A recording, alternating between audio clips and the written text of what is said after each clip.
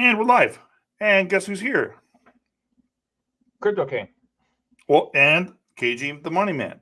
Oh yeah, that's And right. and by the way, highly recommend check out KG Money Man on Twitch. That's where Kenny here, my youngest brother, talks crypto. And I think has interesting perspectives and insights that you'll hear here, but he gets really in depth on them over there. And then sometimes he gets completely sidetracked and talks about completely different things.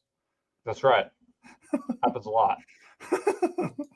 He's very influenceable by the chat. Very influenceable. Very, very, very. Sometimes I make very bad mistakes. No, it's very fun. Everyone loves you. But I haven't gotten striked yet, so pretty good. Like no one's reported me. It's pretty chill. We got it's pretty chill, dude. It's a chill group to be sure. Is. To be sure. Okay, one sec while I post the link on Patreon, and then we'll get this sucker going here. Been a hilarious couple of days here. Hilarious. Oh my god. Talking about just the last few nights. Oh yeah, watching the Bears like fucking beat their chests like they called this shit forever ago or whatever is like so embarrassing. After the run up we just had, it's so embarrassing. Yeah. I mean, am I speaking for both of us, or do you agree with me? No, dude, I agree with the Bears. It's time. Dude. Yeah. Like fucking A. No, right? But like I mean, they call, oh yeah, Bitcoin's gonna go down this time. Yeah, this time it's gonna go down this time, and now it's finally going down. Like, see, I told you. Yep, told you way so, back here. That guy Whale Wire, dude, he's the best, man. He's like the best. I don't know if you've seen him at all. I keep tweeting at him because that guy cracks me up so hard. No, what did he say? He I'll just grab it here. He said Bloomberg. This is Whale Wire here. He says Bloomberg analysts had previously claimed the Bitcoin ETF would be the greatest thing since sliced bread. They didn't say that, by the way, but whatever. However, their tune has completely changed. They can no longer pretend everything's fine. Their sentiment is not so full of hopium anymore. They are now admitting that Bitcoin ETFs are performing terribly, witnessing a brutal $640 million in outflows just today. And they assert that the outflows are only picking up speed and not slowing down. As mentioned earlier, the ETF narrative helped propel us from 16K to 49K. Credit to me, priced in, told you. Now that narrative has gone bust, as we predicted it would. They predicted everything bearish, by the way. Prices are correcting. Many of us expected us to stop around 39K, then moonshot to 100K. But no, we're nowhere close to bottoming out. The prices will easily tumble below targets like 40K, 35K, 30K, 25K, 20K, and in the long term, even 10K. Stay safe, whales.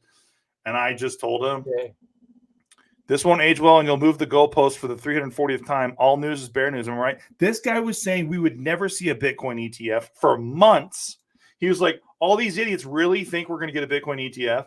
We did. And then he immediately flips on it. He's like, this is why the ETF is so bad, because like Wall Street's going to punish you with the ETF. It's like, bro, he doesn't know what the fuck he's talking about. It's so amazing, but all good. All good. What's up, Job? We got Isaiah here. We got Israel. Hey, Daniel. Hey, Chili Fest. Hey, Pinkman. Mr. Huifon, Mr. Eakin, Sushi J Money, Jason Chua, Chino Skateboard, Grippy, Kenny, truly the best Kenny Han, not the one I'm talking to right now. Sylvester, KJ, Marlon, Oni Chan, John, Peter V, Riddy, Anthony P, watching from Panda Express. I love it. Amir, how you doing, bro? Hey, good to see everybody.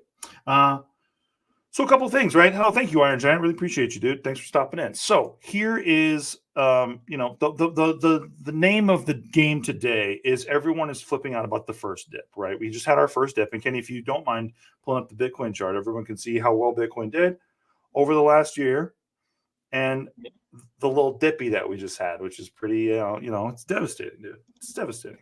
You mean how shitty Bitcoin's been doing for the last fucking month? Yeah, for the last like 5 days. It's been doing like dog shit.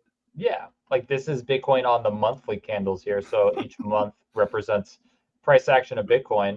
So I mean, you can see here, like Bitcoin's been pretty like steadily going up. There hasn't it's really been pretty sick, honestly. It's been since the bottom here.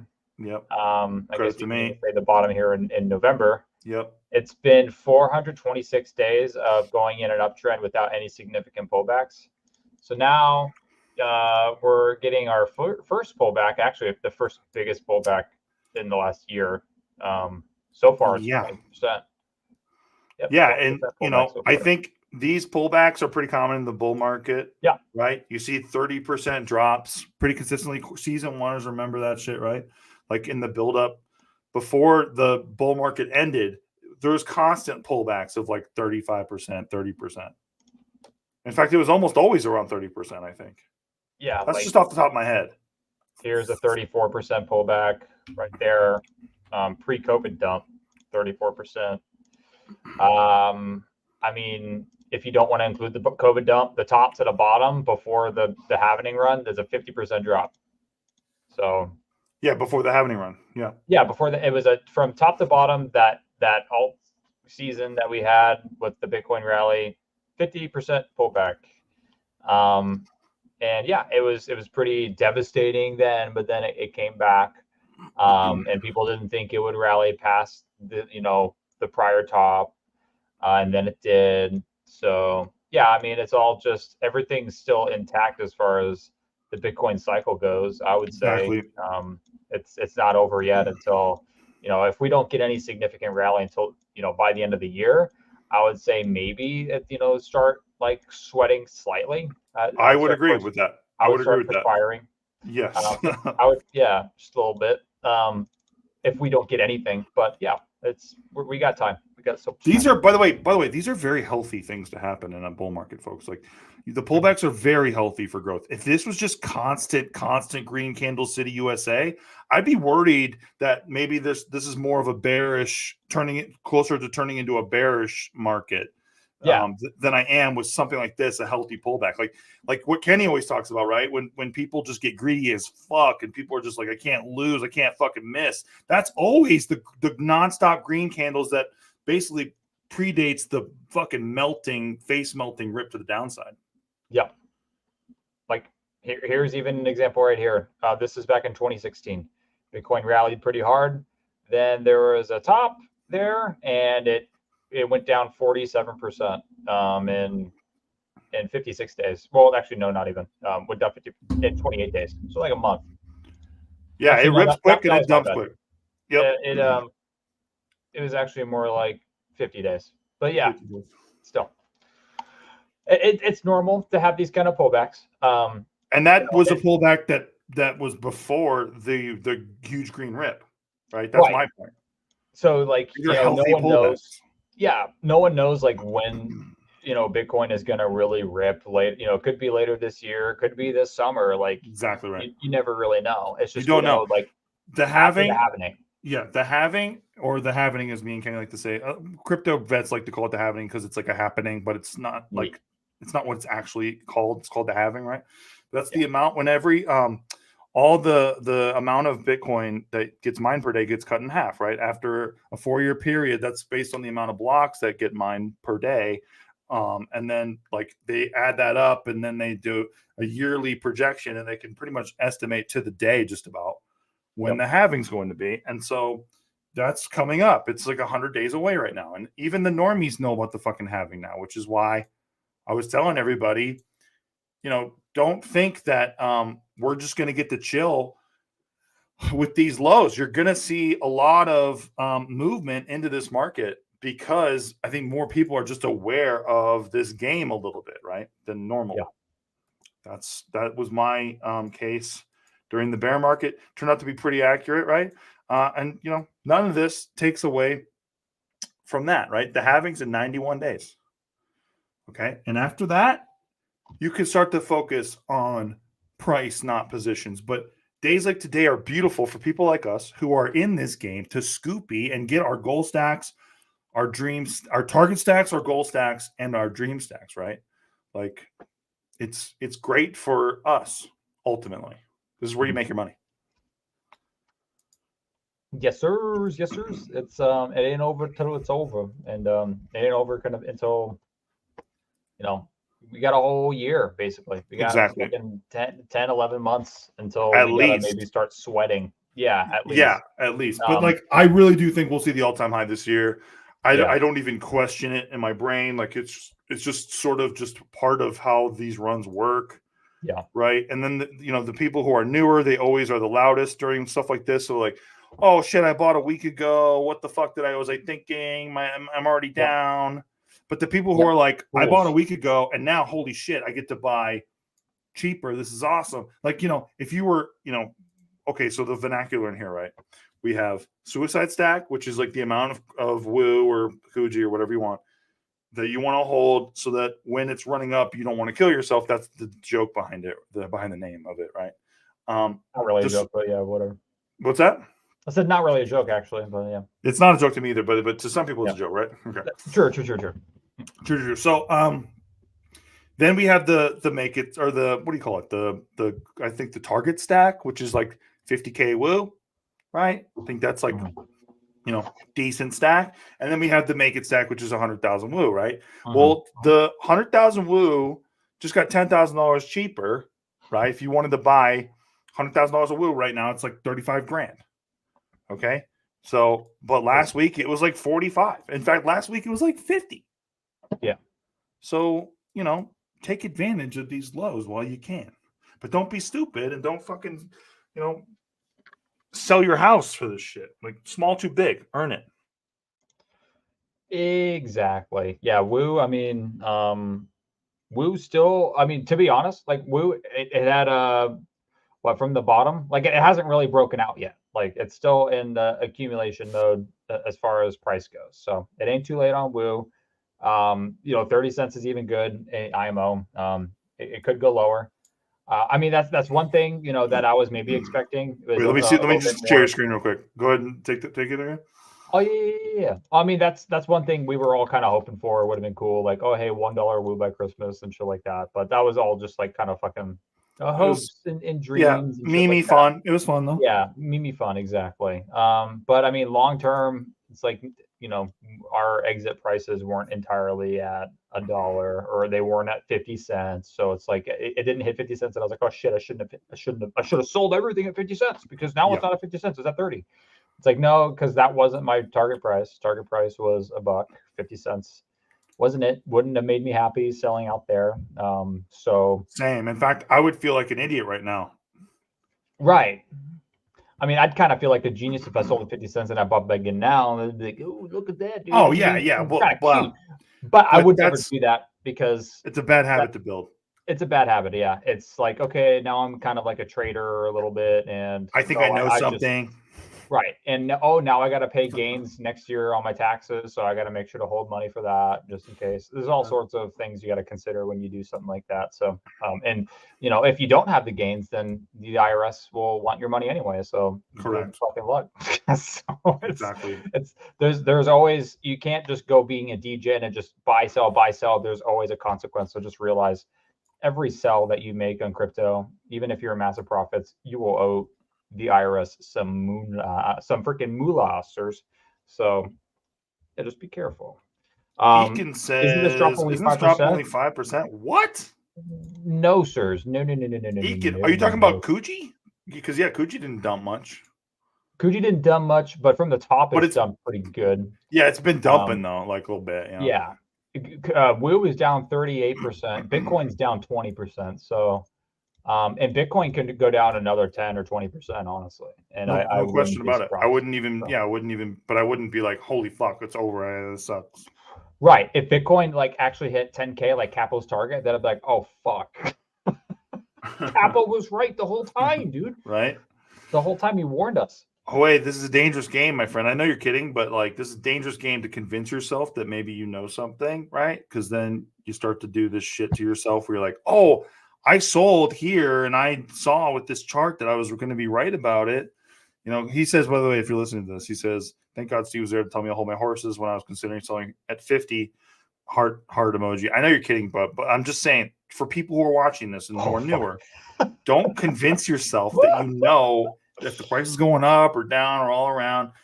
Don't convince yourself of that shit. Just DCA. Just do the DCA method, in my opinion. That is how I play this game. This is not financial advice. This is what I fucking do. But that is how I have won so well in this space. It's playing that game and not I think I'm an expert trader now because I sold here and holy shit, I get to buy back even more woo, 10, 15 cents cheaper.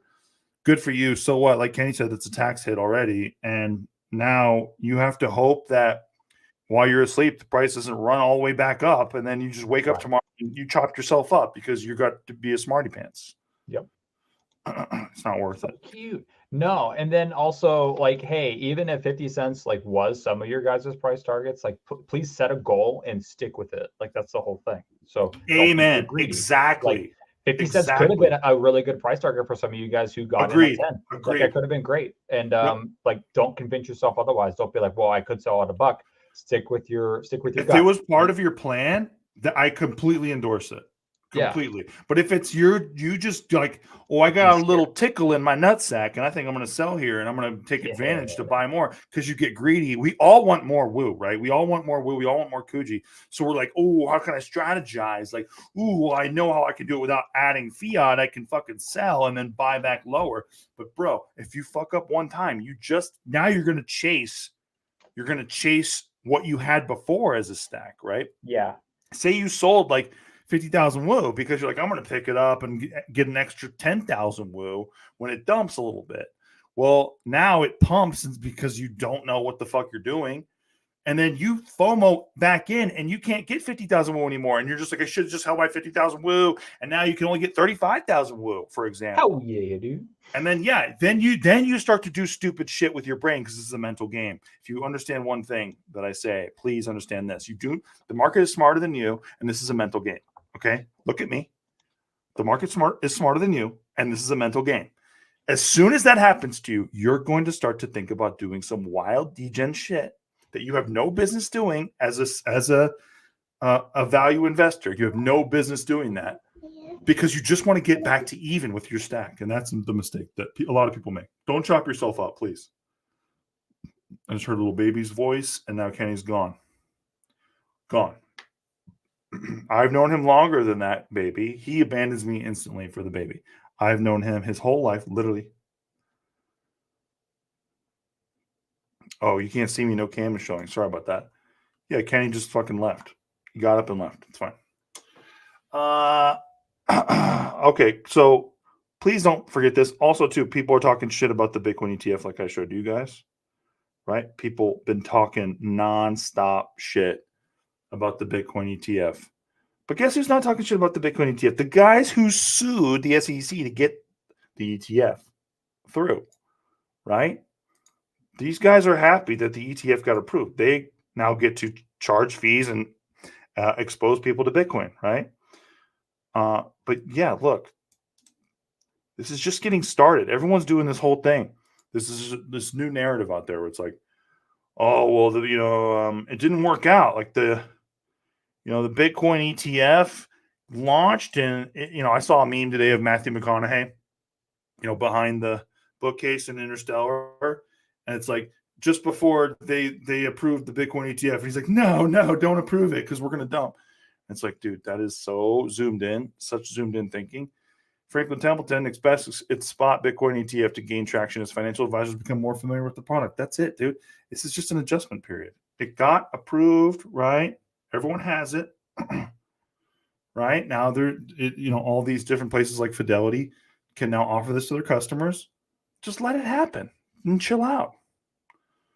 I don't get the whole we got people like Kathy Wood.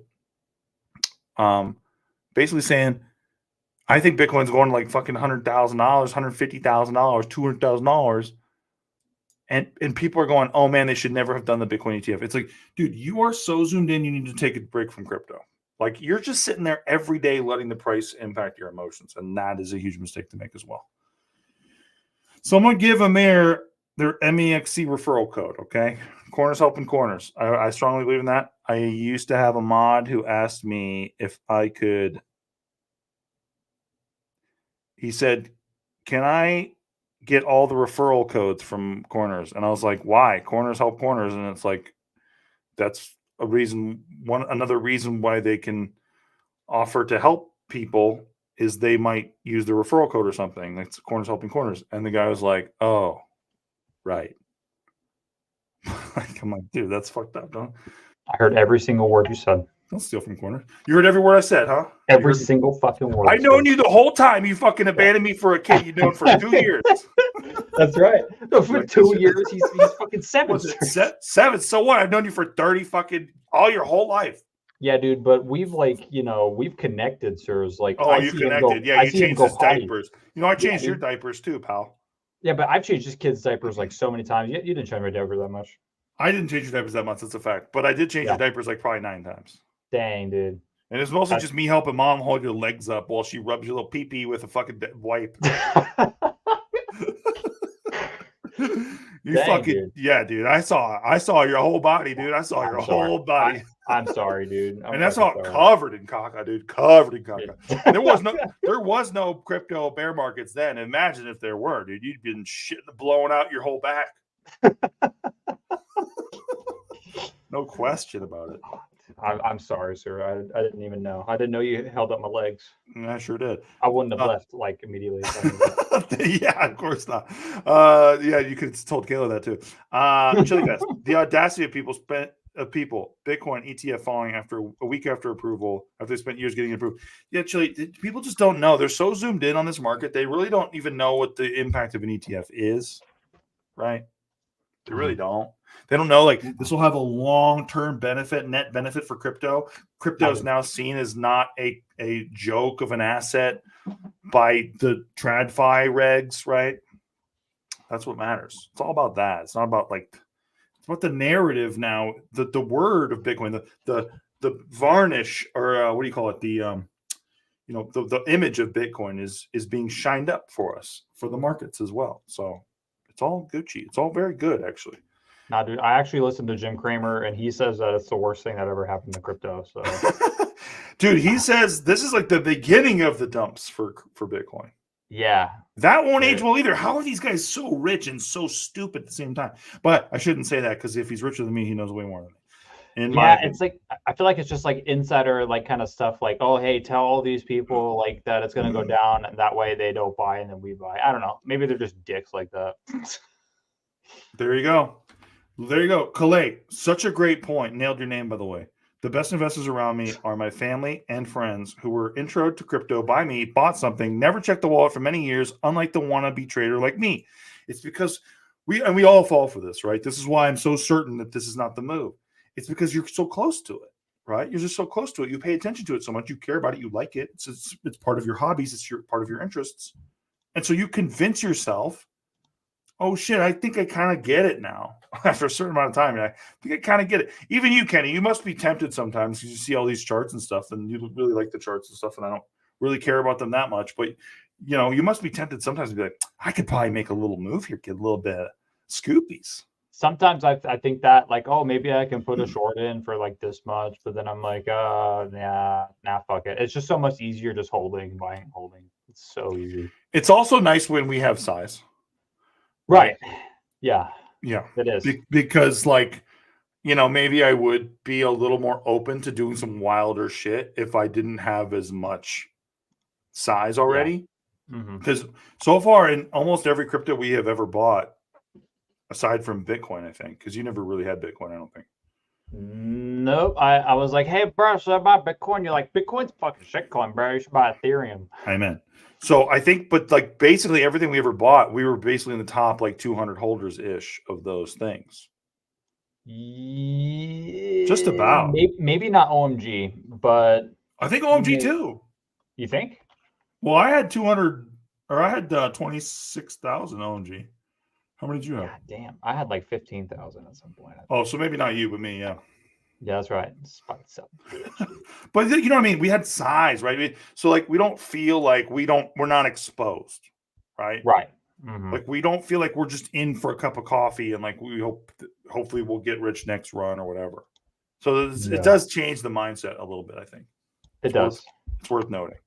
But don't forget about these guys, right? These guys, it is just a matter of time as all these financial advisors become more comfortable recommending Bitcoin spot ETFs to their clients, right? It's just the beginning. The groundwork is being laid, okay? That's the name of the game right now. I definitely want more woo, but I'm getting greedy. It's okay, Anthony P. Look, this is how it works, right? I'm glad that you have shedded your bitch energy from the bear market though, and you get how this works now. No, because that's real. I'm kind of kidding, but I'm not, because it's so good that he sees dumps as positive, right? If you get that, you mastered a part of the mental game that I think a lot of people takes a lot of time to learn. Definitely. So, yeah, no, I'm proud of you, bro. I mean, fucking honestly, Anthony P impresses me like by the month. It's like wild. Hardened crypto vet getting there, right? A little bit. Do you think the Chinese New Year, February 11th, will impact the start to the bull run, especially because it's a dragon year, money year? That's a Jen question, and we love Jen. Jen is more into she's a Crypto Corner OG. She's very into the astrology stuff, moon stuff mostly, as far as I'm aware, moon cycle stuff. So maybe ask her that. I literally have no fucking clue, bro. Other than you say it's a dragon year, money year, and to me it aligns with this is the most aggressive part of the run, so maybe that's kind of sick. But like, I don't even know that. I didn't even know the dragon year meant money year. I had no idea. Well, remember, okay, so like just for reference, yeah, when we had the bull run in 2021, that was a bull year. That was also your year. It was ox. That's your year, sir. Ox year. Yeah, I am year of the ox, 85. Yeah, your year of the ox. So wait, that is a bull, huh? That's kind of sick. That was a bull. Yeah. All so right. Now we got year of the dragon. Year no of the dragon. I'm more bullish than you. That's right, sir. What are you? You're the pussy? Gotcha. Dang, dude. I have to double check on that. But, I'll have to check. I have to look it up. But nah, dude, I'm a fucking monkey. You wish you were a monkey, dude. Oh, I do wish I was a monkey. That's actually really sick. Yep, fucking some bitch. Yeah, but that's but yeah, now it's the year of the dragon, so maybe there's some correlation. Dragons are pretty sick, pretty fucking sick. So sick. Dragons are one of the top 10 sickest animals of all time. Yeah, I'd say they're actually better than fucking oxes. Disagree, but only because now I agree because they look cooler. Yeah. But I like the idea behind bulls and the bulla market and all the memes about bulls and Bevo the bull versus Bobo the bear. I mean, dude, I could laugh for days about that shit as opposed to dragon shit. Fucking Bevo, dude. I always elevate laughter over anything else, even cool shit. Okay, want to talk now about a couple of things. Kujira, have you seen this, Ken? You mean Pooji, actually? I'm sorry. Yeah, I mean Pooji. Sorry, Pujira has this thing called Dustbuster. So we've been bitching for a while now because if you're on Kuji, you they had this thing where it's like, hey, convert all your staking rewards. Let me just pull this up here. It's like convert all your staking rewards into because we get a lot of bullshit when we stake our Kuji, right? Or our Pooji, sorry. Like here, I got $4.63. I think I unstaked or I took rewards like 2 days ago. So in 2 days, I got $4.63. Wow, I'm fucking losing my mind, right? Obviously, I'm like salivating and like I feel really good about this, right? But the main thing is that a lot of this stuff in my wallet, I don't really care to hold. I don't want it. So I have a lot of dust in here. So I would love to convert those balances into Kuji and not have to do it manually. Well, that is what this project does, which is called Dustbuster. Oh. Yeah. And basically, let me just actually go there. You're going to go to this app. You're going to connect your wallet.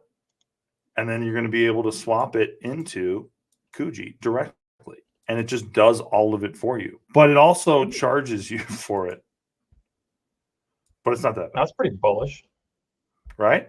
It's not bad. Stuff like this, right? It kind of reminds me of like the Luna days of like just cool stuff that's being invented for the platform to solve like little minor needs while all these bigger projects start to like move in. So something like this to me, again, it's small ball shit, right? But interesting because they had this button that you could click Yeah, exactly. It's really useful if you've been using Kuji. Exactly right, boys. Yeah, so check out Fusion Dustbuster. I have not connected my wallet to this yet and tried it. So you guys do it first and let me know if it works out for you and you don't get drained, okay? All right, cool. Thank you. Dude, I don't fucking know. I'm not connecting my entire wallet to it. I would do a test wallet first, Kenny style. We'll push. Right? I would do like, send new wallet, boom, send like, 8 Kuji there and try it that way. Fuck that. I'm going to do that with 12,000 Kuji. No chance. But yeah, let's have Nick do it and let us know. And Nick, if you could just do that and let us know real quick, that'd be really helpful. Thank you. Calais says, any Kuji validator to recommend to stake? I think we all use auto stake, brother. I think the other guys that I would recommend are Smart Stake. Because I've known that team for a long time and I have no reason not to trust them. I staked with them on Injective, for example, Smart Stake. So they're everywhere. But yeah, Nick, let's connect that wallet as ASAP and let us know, please. But anybody with a like a little bit of Kuji in a wallet somewhere that's not gonna it's not gonna fuck with your main stack, let us know. I have heard, by the way, nothing bad about this. It's mostly a bit, but I have not connected my wallet to it yet. Because I can just see Kenny now. I get drained, and then Kenny's like, "Oh, see, I told you not to do all this shit." Hell yeah! Exactly. Yep, fucking hey, dude. Fuck that. Dude. It's not worth it. You got to think about the risk versus the reward. Yeah, it's not gonna remember like what happened with Luna. Like we were staked. That's the biggest problem. I'm like Peter Parker, and you're like fucking Green Goblin, sir. So that's it. Attaboy. Yeah, attaboy. Attaboy. The best, dude. That's some neat trick of yours. That's some neat trick. How do you look at this pullback, Ken? Is this just like normal for you because you've been in the game for so long? Yeah, dude, it's not even fucking phasing me. Like, I honestly don't give a shit. It's pretty amazing. I don't remember like back previously being super affected by like the minor pullbacks that we had here. I do remember being scared here. I fucking remember that pretty vividly, but I think if something like that were to happen again, June of 21, yeah, the May dump was brutal for sure. It was. That was also, I gotta say this too, contextually, that was the dump that made a couple of corners millionaires. Not kidding. Did. Yeah, you know who I'm talking about too. Yeah, man, it was. I mean, the opportunity of a lifetime right there, and the people who aped it, like. That was wild. Only because they knew what they were buying, why they were buying it, right? Right. I think that's like the part of the, we had a troll in Crypto Corner the other day.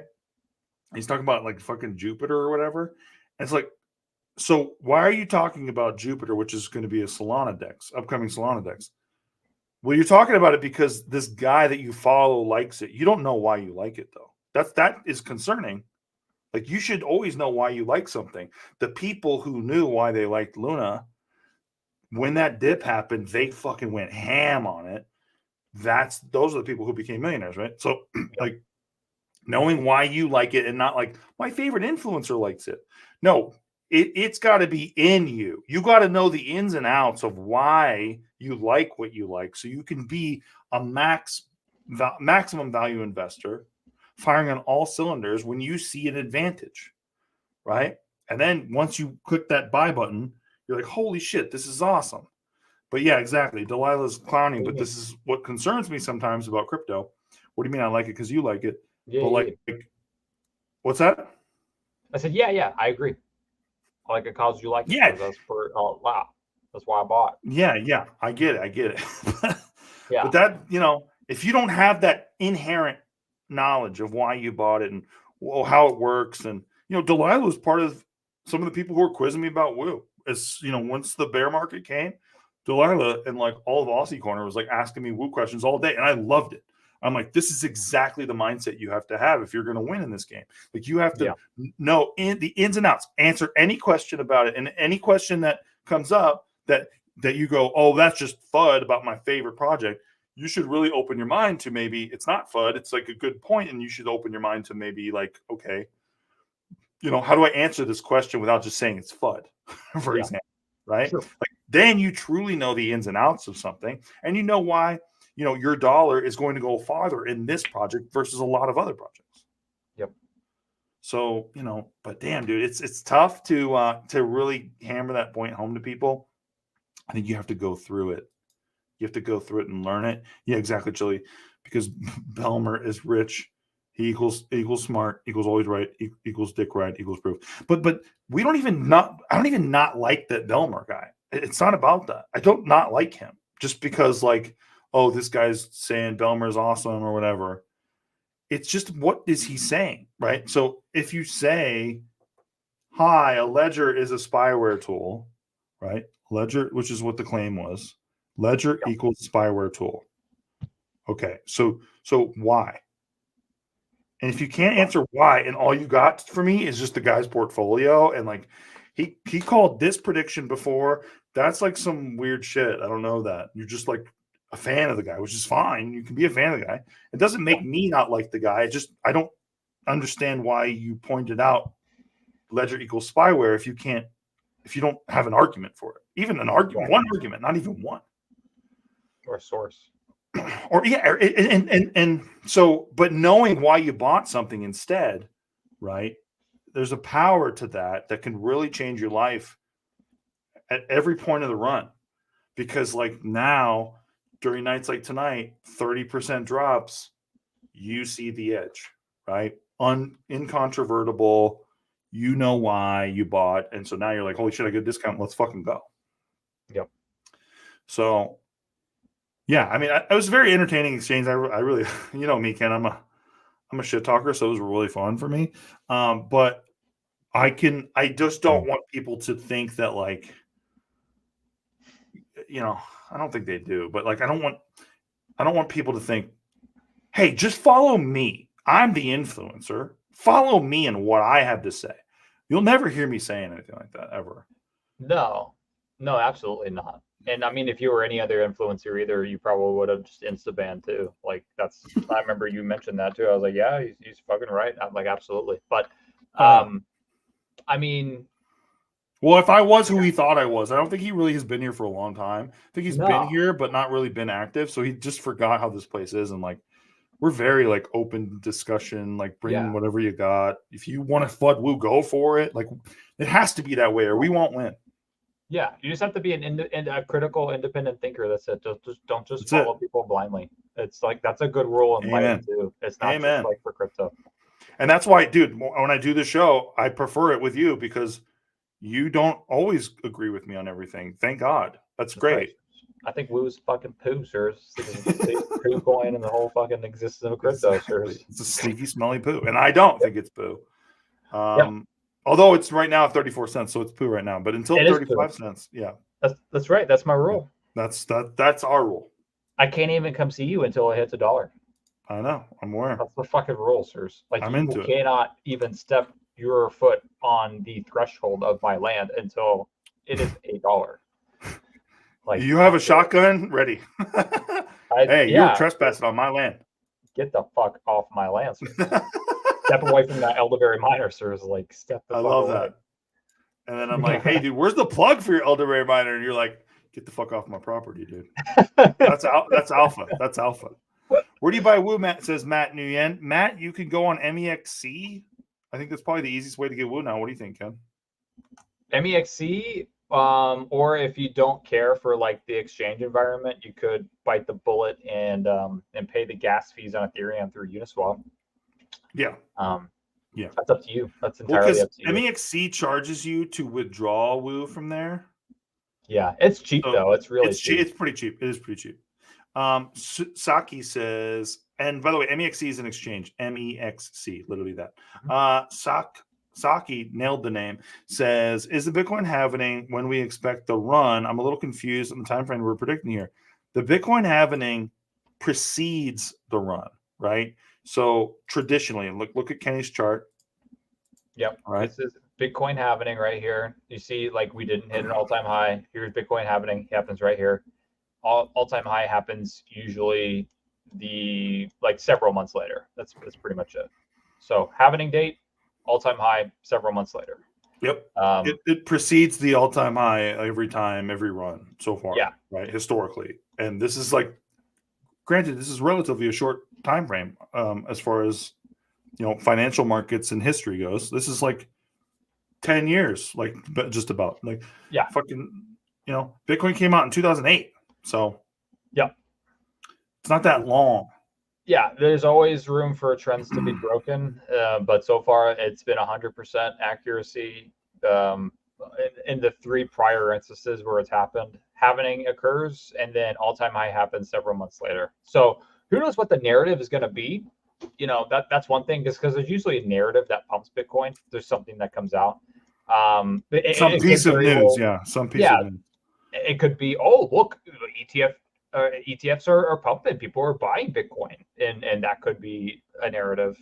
BlackRock is heavily accumulating Bitcoin, which they are actually. I think BlackRock has been scooping these Bitcoin dips, whereas Grayscale has been offloading because of the people who hold GBTC. I think. Also, my other thing that I like to always mention in this is that only 20% of the world owns Bitcoin. So there is something to be said for just this being a tech that's being adopted on global scale. I know I say that all the time, but that is what I believe, right? So I think that's also kind of integrated into the conversation about the halving. And look, dude, last halving, El Salvador was saying they're going to back their currency with Bitcoin, and they actually made money off of it eventually. Sure. They were clowned on for years, by the way. I think a couple things will happen this year as far as catalysts go. I think a major bank will actually back their reserves with Bitcoin. I think that will absolutely happen within this run. I believe that. I don't know that, but I think that will happen. I think it's not a bad guess. Not a bad guess. We'll see if it plays. Elon may be accepting Bitcoin as a currency for Teslas again, because his requirement was that Bitcoin becomes green, and it is apparently. Yeah, because of hydroelectric power. It was green before too, but the narrative didn't catch up yet. It's super green now, sirs. It's very green. We saved the world, actually. It's just as green now, but it's funny. Actually, you're right, because once they got kicked out of China, it became greener. So hilarious. When people say Bitcoin halving is priced in, does that mean the market's already on board in anticipation of the halving, and so we shouldn't be expecting a huge blow off top? I don't know. Priced in means now, right? So priced in means like this is the only place that Bitcoin's going to go to, right? Like priced in is like, so there are people who say Bitcoin halving's been priced in. We're headed into a bear market. I think that's preposterous. Yeah, they say that every run. They say it every run, and I focus on the cycle, and I think Chili Fest also is getting into this too. I think there's someone asking about the cycle, how Bitcoin all-time high will affect alt's timeline. Bitcoin, as you noticed, as we pumped this whole run, like look at that chart for Kenny, look at the alt chart, it was the same way. In fact, alts were outperforming Bitcoin, almost not all of them, but Woo was, right? That's our game. I'm trying to see if there's like the altcoin market cap. Let's look at that. I know a buddy had it, but I'm trying to. Did Sharp Buddy have that? He did, right? He did. Let me see if I can pull it up Telegram. Yeah. Let me pull up my favorite one too. While you do that, one sec. Total altcoins. That's what it is. That's why I didn't pull it up. Crypto total market cap excluding top 10. Here we go. This is actually a pretty good chart to look at. So you can. So wait, say that again. This is the crypto total market cap excluding the top 10. Excluding top 10, yeah. So that means this is altcoins. This is altcoins excluding Ethereum, USDC, USDT. I don't know what else is up there. BNB, Cardano, maybe, Bitcoin, of course. But so all altcoins, and you can see the total market cap at the peak of the bull run last year for just altcoins was not even $500 million. It was or half of a trillion actually. but it came pretty close. Now we're not even at the levels we were at during the last bull. So alts, they're it We has haven't yet seen anything to yet. start, right? Yeah. Yeah, we've run up. We're higher than we were in the last cycle. That's for sure. I mean, the previous run up before that. Yep. So we've pre-run up, not the highs, but yeah. Right, like the halvening happened here back in May, and the market cap for altcoins was at 26 billion. Now here we are pre-halvening, and the market cap is at 183 billion. So more money is flowing into altcoins still, even after all these years. It's staying here. It's not just leaving. It's not going to zero like a lot of people say. Altcoins go to zero. They're worthless. They're fucking nothing. They say it every time. Max Kaiser says it every time too. All these Bitcoin maxis say it every time. I have respect for these guys, by the way, but they just get that wrong all the time. They always say alts still have so much more bleeding to do. And I'm like, bro, most alts went down 90%, dude. Just chill the fuck out.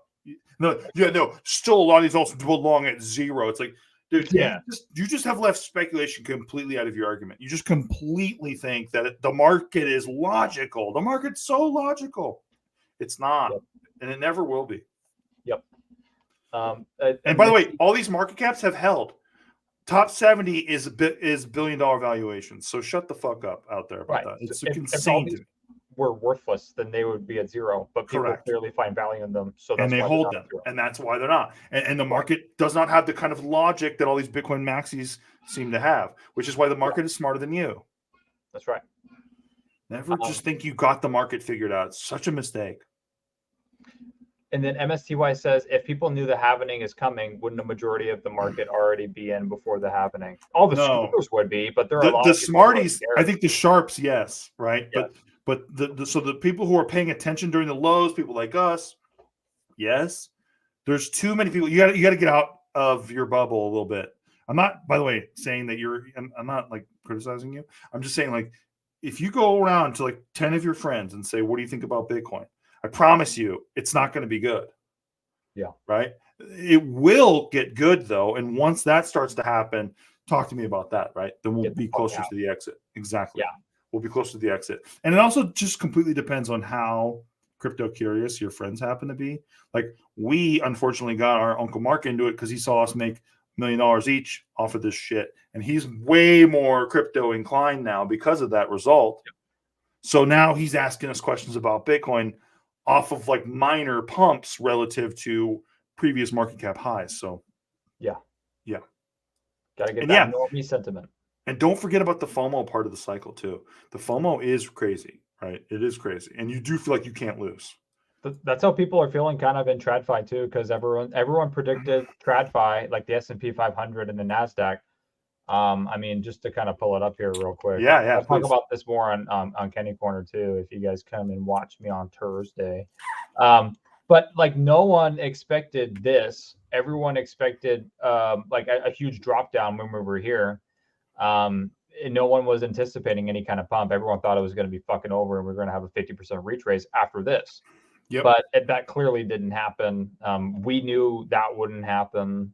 The market always tends to pump into whenever the Fed decides to cut rates. Like, the market pumps when the Fed raises rates, and then it starts traditionally dumping like soon after they cut rates. So we're not even at that stage yet. They're still holding rates. So here we are. No one thought this would happen. People haven't felt the FOMO yet because we're just at this all-time high, and a lot of traders are out there saying, "Oh, this is just going to be a double top, and then we're going to peak right here, and then it's going to be a 50% crash."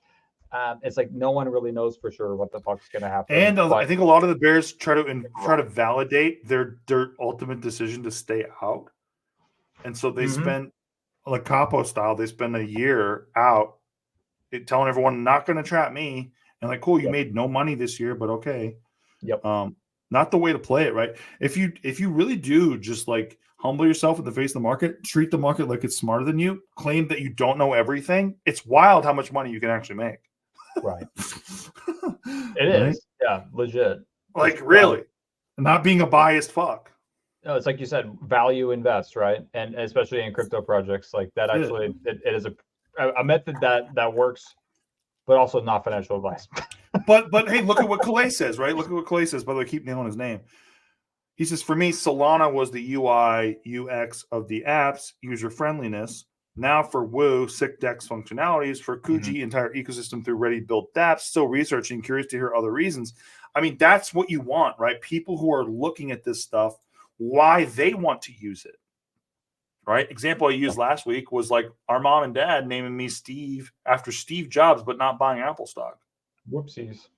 Follow your dollar, right? Like if you're doing that, in real life, you think Apple company is so great, you're going to name your son after it, but you're not buying the stock. Follow your dollar. If you have an Apple computer in your house, but you don't own the stock, why aren't you following your dollar? Why aren't you respecting your dollar, right?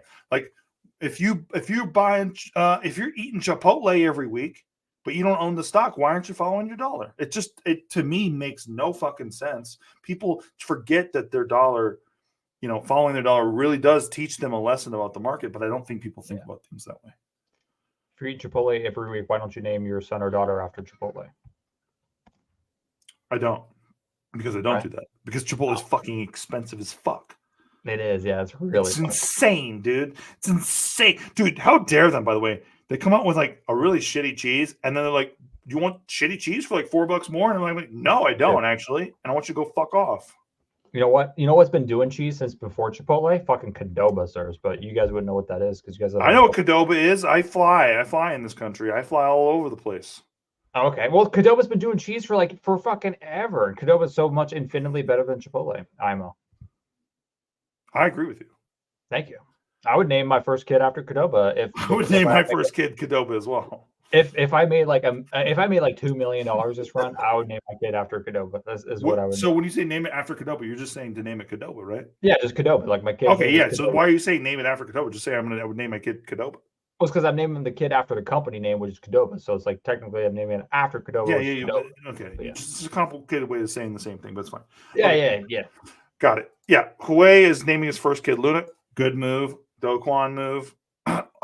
Might want to name change that one. We'll see what happens. But hey, I keep on hearing from the Luna community that Luna's like gonna be a phoenix or whatever, and I'm like, the more I look at it, I don't get why. Well, with the recent news that I heard that 100 million Luna or something like that was released from the DAO. Yes, out of a request, the DAO treasury. Yes, and now they're filing for bankruptcy. So it's looking kind of good for Luna a little bit. It's looking great, dude. It's like a Scoopy the Dippy Whippy. They're like right there, I actually sold some Luna. I sold some Luna here live while we were talking. That's what I was doing. I don't know if you noticed. Yeah, I sold it. When was that? Now? Like 10, 15 minutes ago. I've been meaning to do it here for like the last What'd you get? I bought more Lavana. You bought more Lavana? You know I'm out of Lavana now, right? Yeah. How much is Lavana right now? It's at 20 cents. But low could be in. I don't know. There's not a lot of liquidity in it. Not a lot of people are selling it right now. It actually hasn't dumped too hard. So I don't disagree. So I'm like, okay, yeah, I think I'd probably buy more Lavana. I think Lavana will probably eventually pump especially because it's a new coin. I agree with you. It's on MEXC, it's on Gate, and we'll see how much I make from it. If I can make some money before Woo or Kuji pumps, I might take those. Yeah, it's on Osmo. So, and it's got perps, and yeah, they fucked up a couple times, but I think they can still come back. Fucked up. I mean, think about this. They launched their product, right? Like what, 8 months ago, something like that. Yeah.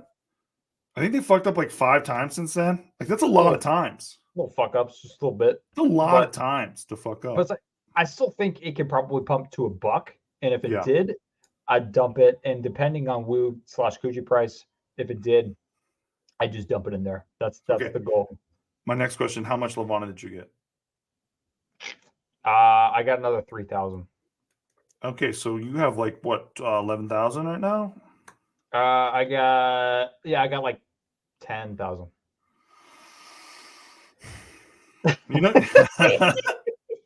You know what you're doing to me. I know. I know what I'm doing because I know you sold it for a little Poogie. You sold it for the Poogie. I did. I felt great about it. I have 12,000 Kuji. Do you? No, I just like how you're like, I felt great about it. You know me, dude. You know Yeah, I me. do. I know you do. Competitive as hell. I know. All right. So wait, how I'm much Kuji do you have again, though? Just give me that. Just give me that. And we can move on. I got 11K Kuj. Okay, okay. Yeah, I have 12,200 Kuji, so I feel way better about this exchange. Unless maybe Levana pumps to $1. Then maybe you won't be so good. But yeah, all right. It's possible. Why? What the? Wait, Amir, why would you verify your KYC on MEXC, bro? Amir, don't do that. Don't do that.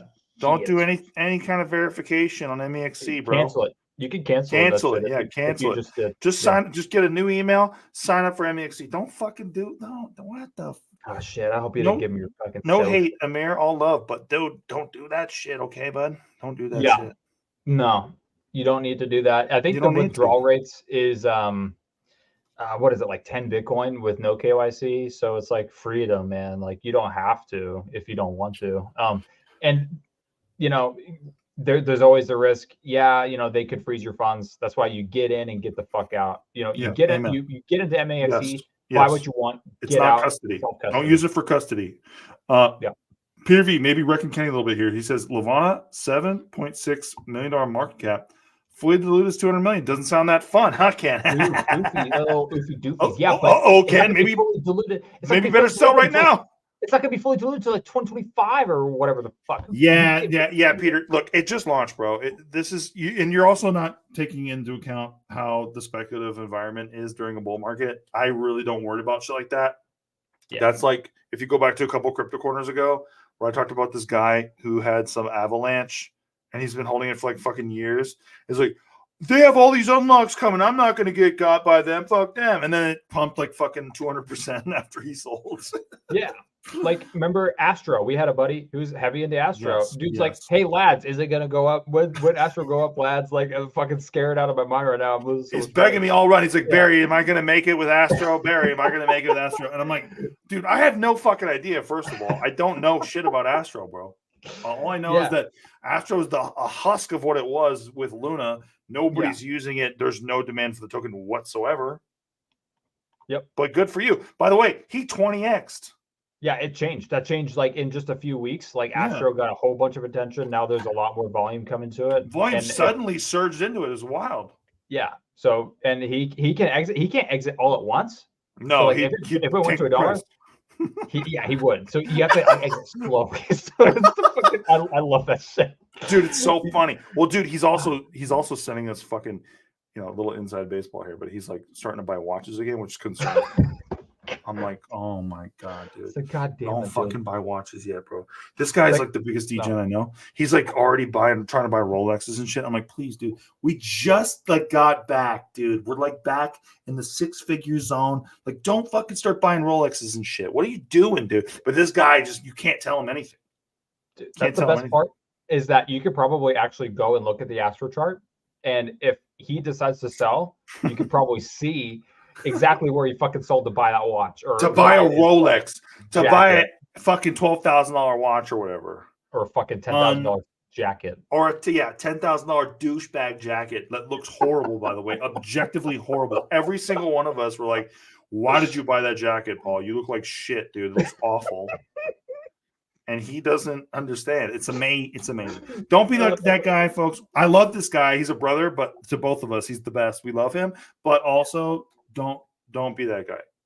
Yeah, no. But I mean, that's kind of how I'm treating Levana. Like, yeah, a lot of people might not be in it now, but it's got the volume. I'd say like a lot of volume going through it. I think it could probably, work through whatever it was going through, and people will probably buy it because it's a low market cap. It's Cosmos.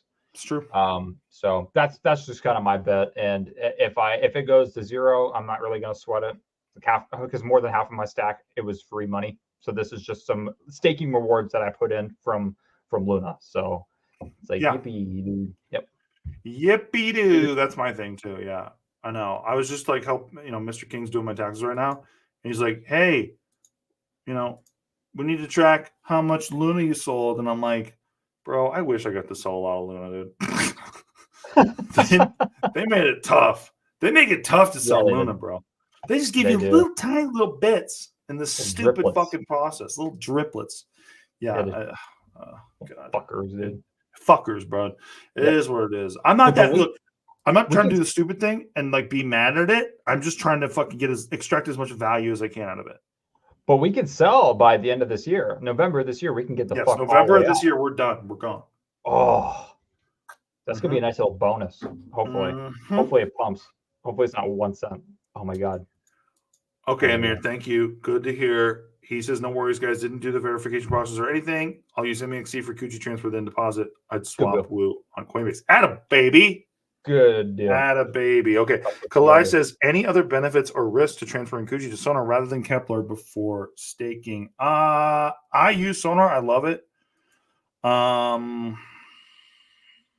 know Sonar, you can cash out, right? Like directly, into like Coinbase. Like it uses something called what is it? Noble? Is that right? I don't remember the name of it, but you might be right. Yeah, no, yeah. You can cash out with Coinbase using Sonar now. It's really easy. Like supposedly, it's like super easy to cash out using Sonar. You don't have to go. How about this? I'll start Crypto Corner next week with that because I think that'll be a useful tool for everybody. That would be good. It's just for everyone's knowledge. There is always risks when using different avenues to cash out. Yeah, it's going to be a liquidity thing, basically. Right. So, like, when it comes time to cash out, just realize when I decided to cash out using Alice, which was the coolest, the hippest, the hottest thing in Terra. It was so it was super sick. You could use your UST rewards to buy things in gas stations, grocery stores, whatever. You can buy whatever you want because they give you a digital debit card. So, and you can use your UST rewards, which is US Terra, which was the stable coin for Terra Luna back in the day. Yes, sir. You could go into your Alice wallet, stake your UST using Anchor. You're earning 20% APR on your money, and you can use those rewards to purchase whatever the hell you wanted because you have a debit card.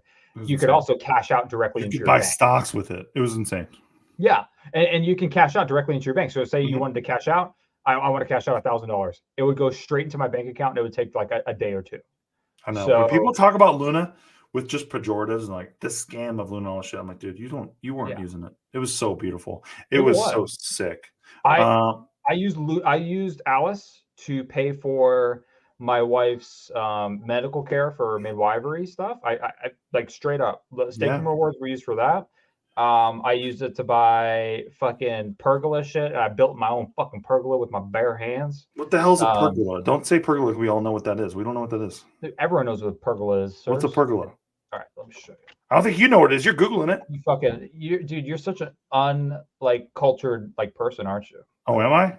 I apparently I thought you would have. Do we call that a deck cover in America? Us whites. That's a pergola. By the way, us drinking whites, we call that a fucking patio cover. Yeah, that's not a fucking patio. It's a fucking pergola. It's a patio cover, dude. Us drinking whites that's what we call that. Well, I built one with my own two bare fucking hands, sirs. From Costco. Well, they sent me so they sent me the brackets, right? Exactly. They sent me the brackets from Costco. I bought the wood from Home Depot. Yeah. Oh, you didn't saw it down? I got the cement, right? Yeah. I got the cement. Someone did my cement for me, but I put in the wood. Yeah. What'd you do? I got a. You dropped it in. I got a hammer drill. I drilled into the concrete. Fucking put each post in. And we assembled the top, and we had to fucking lift the top up. That was the hardest fucking part because it's super fucking heavy, but we did it. I fucking built it with my own two bare hands in the bull market, sirs. That's what I did with my staking rewards. It was pretty sick.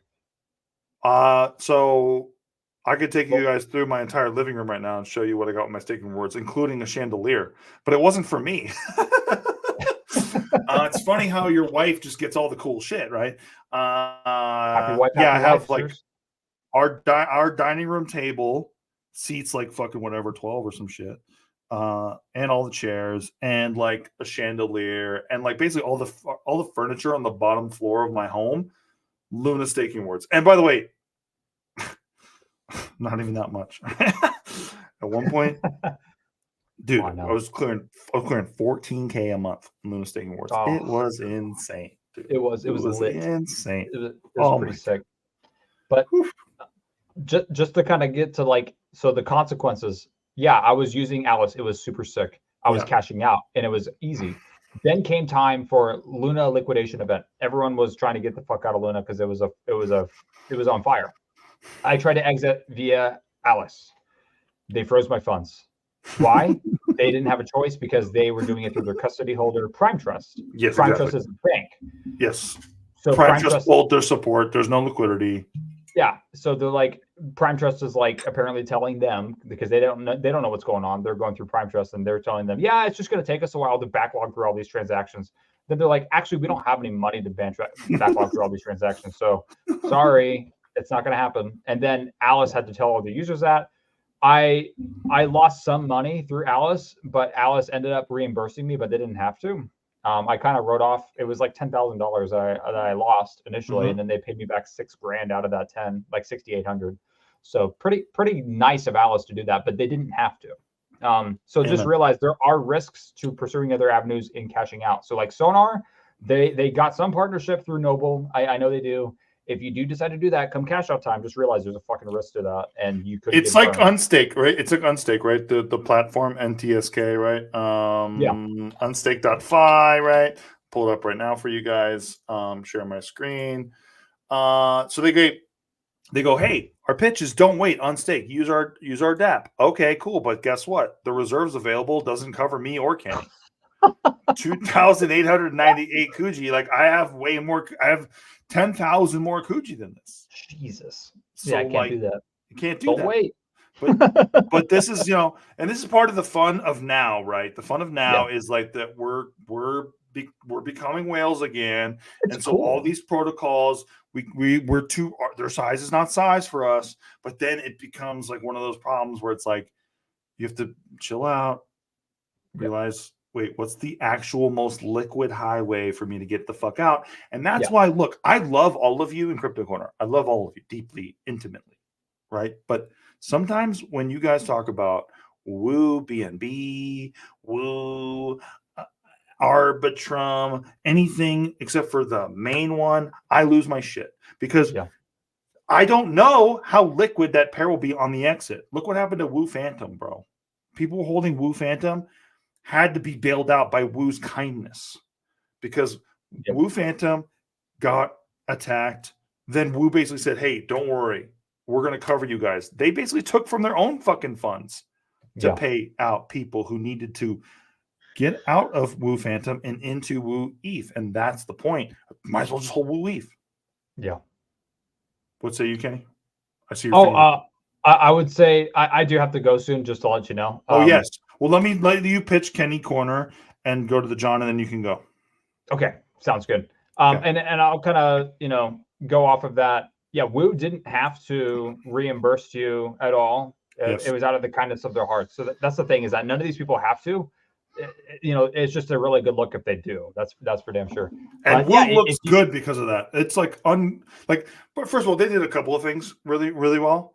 Yeah. The dashboard that they did, basically showing everybody Merkle proofed, like, here's all of our debt, right? Here's the reserves. You don't have to worry about us degenerating your funds. Mm-hmm. That's insane. Merkle proof, by the way, means that you can see it on the blockchain, right? So that's insane. And by the way, I don't know if you've seen this, Ken, but if you're in a WooX account, they show you your individual account and how much of your quote unquote, deposit is covered. Oh, that's cool. That's pretty in cool. the account. Wow. That's pretty neat. They're built different, dude. They're really smart guys. Okay. Yeah. Go ahead. Oh, I was gonna say they got really great UI. Like everything it's unbelievable. Looks pretty sick. Okay. Yeah. Kenny Corner pitch. Here comes. I'll be right back.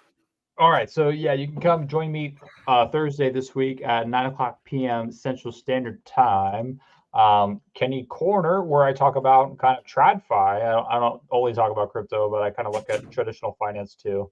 I talk about the TradFi market cycles that traditional finance goes through, because it's a market, and there's a market cycle for all this shit. And we've been talking about here for the last almost 2 years now, on the way down, saying that, if a recession is to come here, or when the incoming recession does happen, markets actually tend to rally into recessions, believe it or not. You'd think that they wouldn't, but they actually do. Markets do rally, and they sometimes can rally even to new all-time highs before a recession happens.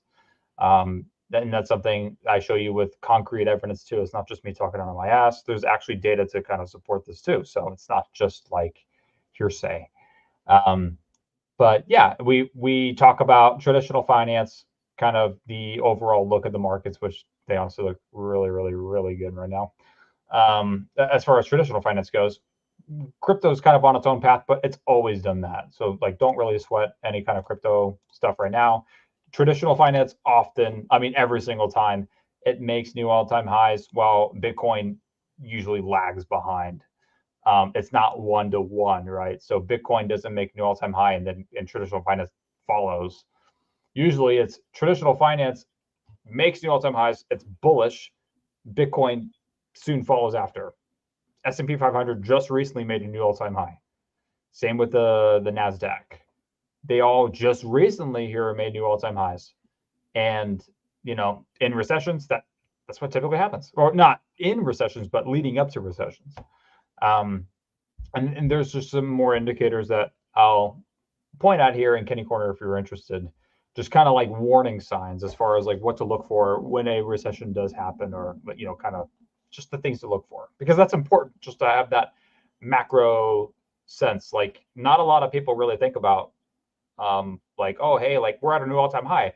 Everything's really bullish. This is super fucking great. And we're probably going to be at, for the S&P 500, we're going to be at $6,000 by next year because everything looks so great. It's like, actually, there's some other things you can look at other than just the market, just the charts. There's other indicators to look at. Like inflation is one of them, because that's what the Fed is looking at. That's what they're really paying attention to, is inflation. One thing a lot of people, some people are maybe expecting is deflation. And that's something that, if you want prices to go back to the way they were before COVID, you would want deflation. But the downside to deflation is that people are going to be losing jobs. But that's, just more stuff to go over. I'll also cover crypto stuff too. I don't just go over traditional finance. And if you have any questions, you could always just drop it in the comments, and I'll always answer them. Or you could try to trick me into saying some shit, and usually I'll fall for it. Or sometimes I won't. It kind of just depends. If I'm inebriated enough, usually I will, and that just depends on the drink that I'm drinking. But what's the worst one for you, drink wise? What's the one that gets you? This one's getting me pretty good right now. I got which one's that? Seagram's. I got some pineapple cherry lime. Whoa, it's pretty good. Seriously, looks fantastic, sir. Honestly. It's very tasty. But yeah, it's hitting me a little bit hard. I was kind of losing my train of thought a little bit, but I think I'm okay.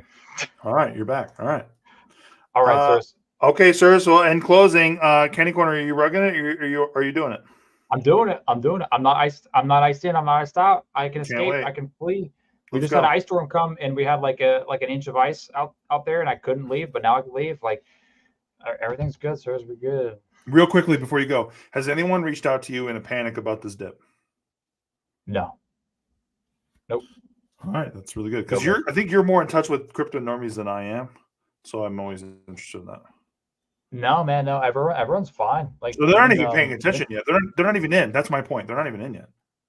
Right. Yeah. No one's in, and like Don, he's fine too. Like, everything's fine. Like, no one's panicking, because I mean, after going through a minus 99.9% dip, I don't think even a minus 70% from here would really affect me all that much. It's fair. Do your IT buddies follow crypto at all? Not, no, I don't think so. They're skeptics. Exactly. So they're skeptics. And they would be the first people, to me, the first dominoes I think that need to fall for me to go, okay, maybe we're a little closer to the highs. Because I mentioned to some of them, they're like, yeah, no, I think Bitcoin's probably gonna go down, and they were saying that back at 30K, and then it went to 40K. But see, I hope that Corners can remember this, because like I think a lot of people here are asking great questions. By the way, really good questions. You should always be critical, but like they're going, hey, if everyone knows about the Bitcoin halving. Isn't it priced in? And I'm going, no, because of shit like this. Yeah. And those will be the first people who flip and like tech guys are the first fucking people who flip and FOMO in. Guarantee it. Yeah. Dude, like just look back here. I mean, there's one guy I know who's pretty open to everything, but mostly everyone else is pretty like, I don't know if I'll touch it. Like, you know, they don't believe in the market cycles with crypto. They don't think those exist. They don't think a Wow. market cycle even That's exists. so ignorant. Yeah, it is. They just don't know because they just think don't it's know, a scam. It's just a pump and dump. That's it. Yeah, of course. They don't actually know anything about it. But yeah, good. We like that. I'll give you some warning if I do hear Maintain anything. our edge. But Please I think we're probably pretty safe here for the next few months. So. Agreed. And coming from you, because Kenny tends to be more bearish than me, that's fantastic. Yes, sirs. Well, thanks, brother. Right, I'll see you on Thursday. All right. Love you, brother. Yep. All right. Love you, boy. I'll be there. Yep. All right. I'll see you. See ya. Bye. Deuces out. There he goes. Kenny Green, my brother. Known him his whole life. He blows me off instantly for someone he's known for 6 years. Insane. Just levels of disrespect. It happens. That's life. We're going to get to the first questions now. I'm going to share my screen here. First question comes from. Wait, real quick. I think this is a great question. Saki nailed it. If you're projecting Kuji to explode to $40 plus, why is Wu the main target? I heard most people are sitting at about 85% Wu, 15% Kuji, because Kuji is a very lean project, right? They don't have as many developers. They don't have as much money backing them. Wu is revenue positive. Wu makes money, actually, believe it or not, a lot of money on all of their swaps, all the fees on all those swaps, right? Wu is sitting pretty, and Kuji is riskier play. So, like, that's why I only put $8,000 in the Kuji. Turned out to be a great move, obviously, but, like, that was how much I was willing to risk at the time because I'm more careful than people think. People think I'm a fucking degen in crypto. It's wild. It actually blows my mind, the perception versus reality. But if you're here for a certain length of time, you'll understand. I play a very careful game. And, yeah, it doesn't make sense to expose myself too much to Kuji relative to Wu. I think that Wu is a way steadier project. We'll talk about some of those reasons why in a sec. Great question, though. Really appreciate it. How's my Wu staking rewards? It's been bitching. And especially because I did the multiplier thing just to check it out, just so I could tell you guys about it. And, like, that's been pretty sick, honestly.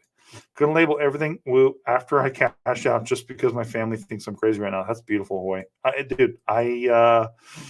You're going to be, dude, you guys, you have no idea what's coming. You have no idea what's coming. It's going to be fun.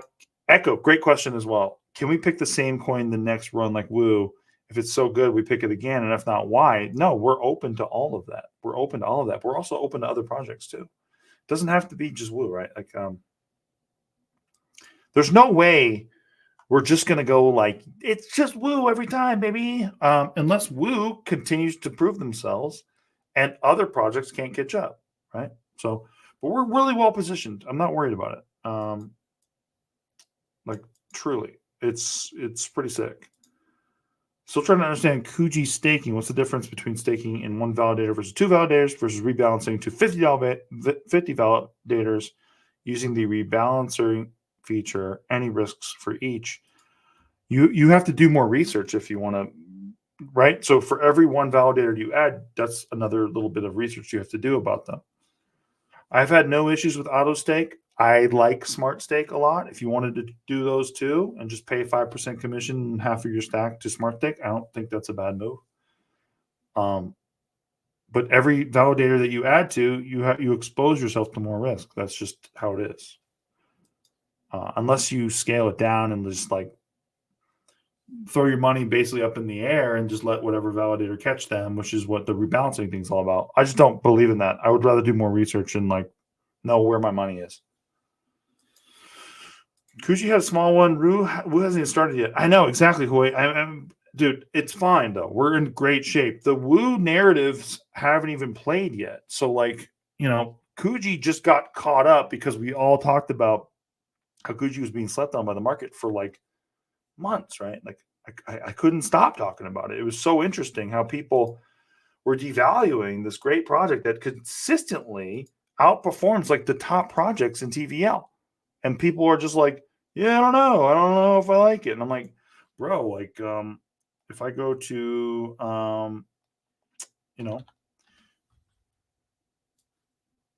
DeFi Llama, and I don't have to go very long, like I talk about all the time. Number 27, $113 million tonight in TVL. People are missing it. They're missing it, right? It's a big whiff, right? Kuji is more valuable than EOS and Near, as according to TVL. That's not everything, but it's something. It's a big fat something. So if we go to market cap of, right? I did this during Crypto Corner, Noob Corner. Some of you actually missed some alpha in Crypto Corner, Noob Corner, but it's fine. If we do Kuji and Near, you start to see why when I say it's $40, it's not so crazy. Because Kuji already is proving itself to be more valuable than something like Near. Nobody knows about it yet. Shitload more TVL. What do I know? I'm just some tuber comedian. Good luck. Right? I give you the data. You decide what to do with it, right? But this is beautiful, folks. This is what you want. And then that's not even taking into account, right? When they say near now, near all-time high, it takes into account how much speculation also drives these markets. Does anybody really think I'm crazy when I say Kuji 40? I think it's probably conservative, but it doesn't matter. I don't care. If you can't handle turning $8,000 into $500,000 and you need more out of it, you're nuts, in my opinion. That's what I would be if I don't just fucking get out at Kuji 40. Okay. And I will leave $1,000, not $1,000, 1,000 Kuji in as a runner just in case we do see shit like this. Right. But that'll just be essentially a play money move on the other end. Instead of a play money move, which is less than 5% of my stack that I'm buying to see if it runs up, I would be holding, play money move, piece of my stack to just see if it continues to run. That's the idea behind it. And yes, Hui understands this so well. Who's selling the tools for the gold rush? People don't even know there's a gold rush yet. That's exactly right. We're not exactly getting inundated with calls from family members. And I understand everyone's like reticence to, just say like, oh yeah, this is, I don't want to. People don't want to say, oh, this is like, a realized market, right? Because it's not. So I understand like the hesitation people have because nobody's being bothered by like shitloads of fucking family members and stuff, right? Like we're so early still. Like and look, Kuji's proving it this hard. Like what's Kuji's market cap? Right? Like Kuji's market cap,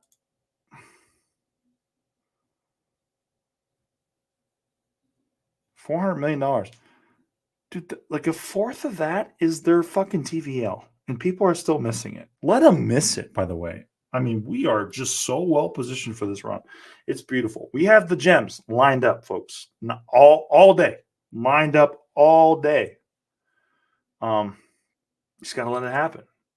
Can't even believe people get scared. It's like, dude, just fucking add, right? That's how I view all this shit.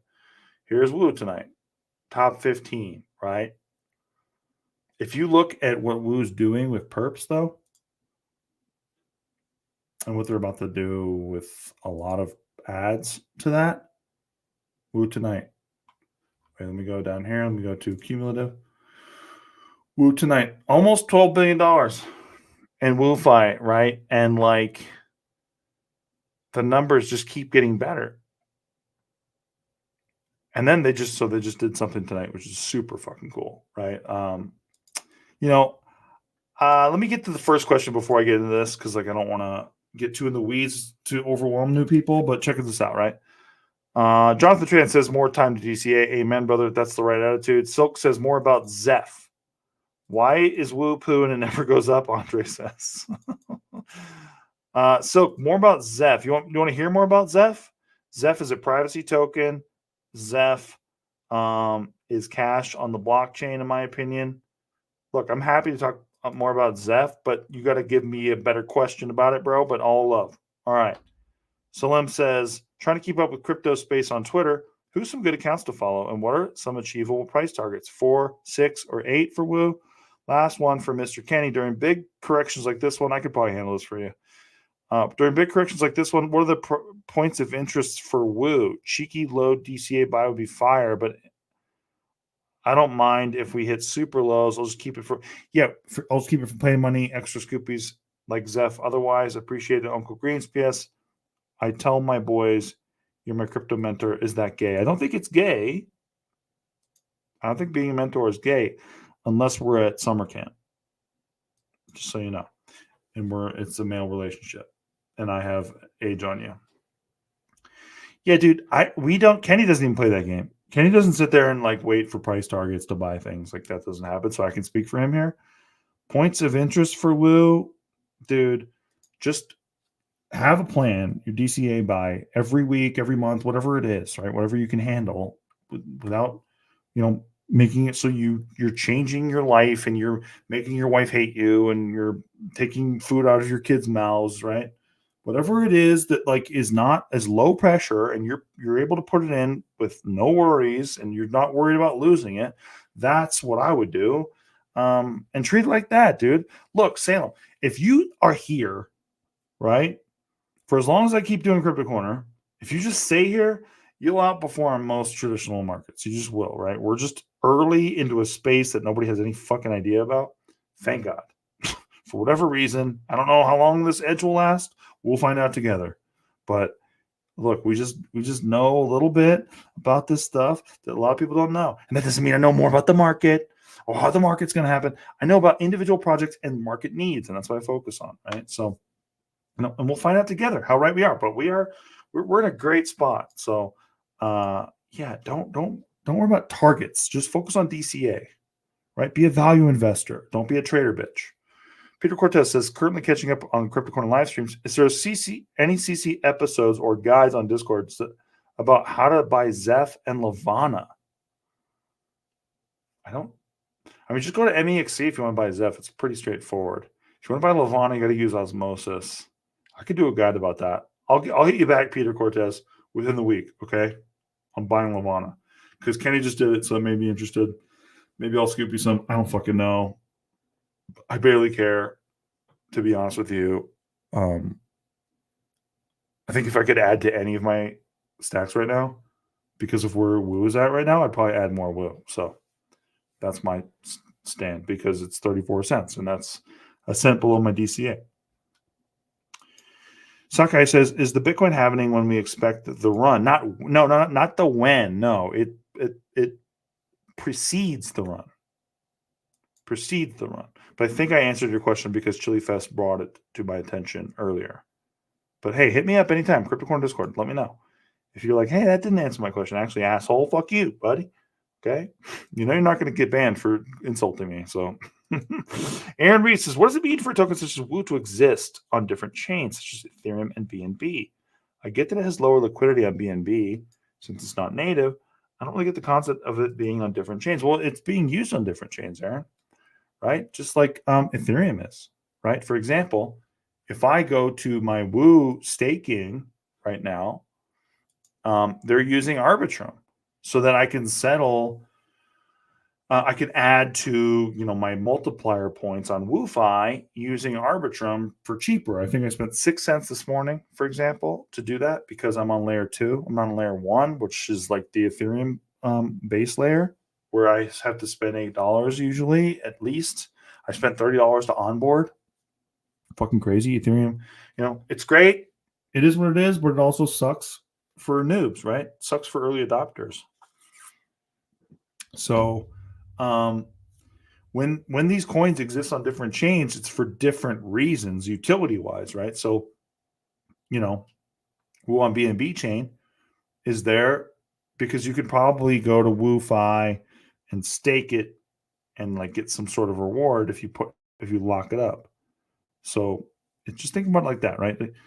Like Ethereum on different chains is for different protocols, right? That need Ethereum for gas, but then they probably like Arbitrum.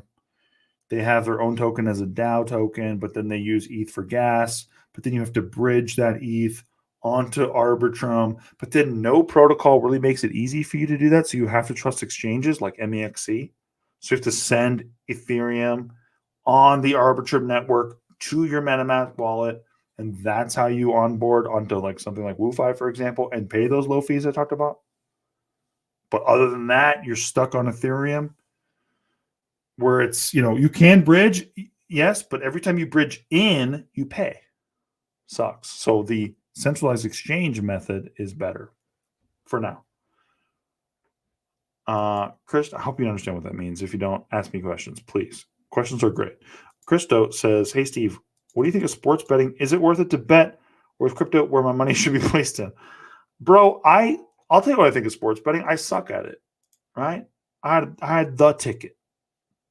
I had a parlay. I said, Packers plus 10. It hit. I said, Lions plus 7. Or I think it's plus 6. It hit. And then I had Bills minus 2.5. Blew my whole fucking weekend up. And I was helping a corner that night after. I put in $50, but still, because me and my buddy, we were parlaying together. So it was 50 me, 50 him to win like 6 hundo. And then, I was helping a corner who got money stuck on base. I was like, fucking whatever. Everything sucks. Anyways, might as well just do this. But man, yeah, I'm not so good at the sports gambling yet. But we'll see as time goes on. Plus, I don't really bet real money on it. Exactly. Sacred Ape. Exactly. Steve, I've always wondered why Woo lives on different chains with the same ticker. It's essentially wrapped Woo. Yeah, bro. I don't. Okay, so he's saying, okay, great. This helps me.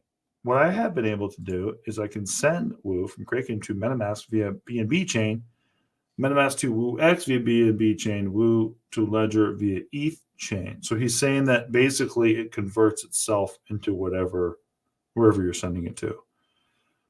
That's no different than what I just talked about, right? Ethereum from MEXC, you need an exchange for that because it's going to bridge it for you.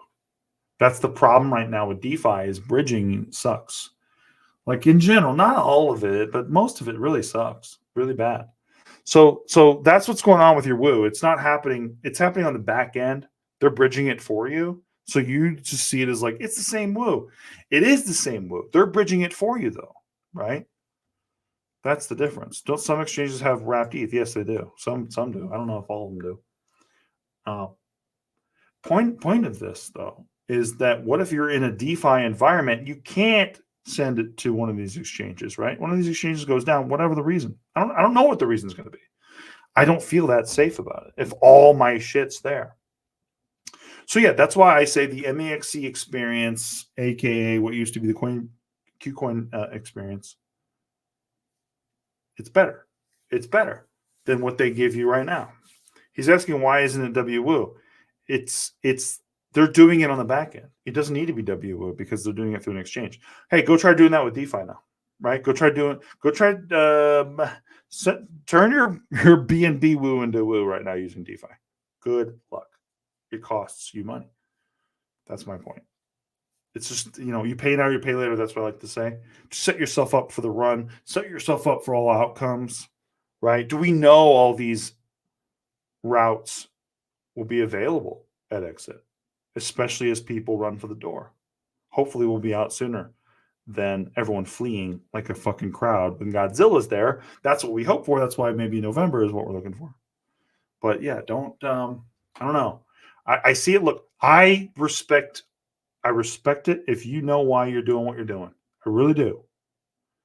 But as a rule, I don't think it's a good idea to do. Damn, I'm really gonna have to pay someone to explain what y'all are saying like I'm 5. Ivan, it's okay, buddy. I got you.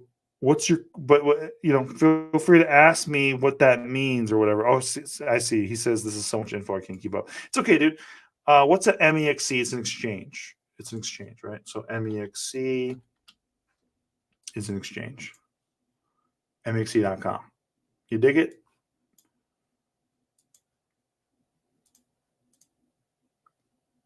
So yeah, you get it. Okay. And then what was I going to say? So I got through all the questions. It's centralized exchange, exactly. And don't trust it. Use it to get in and get out.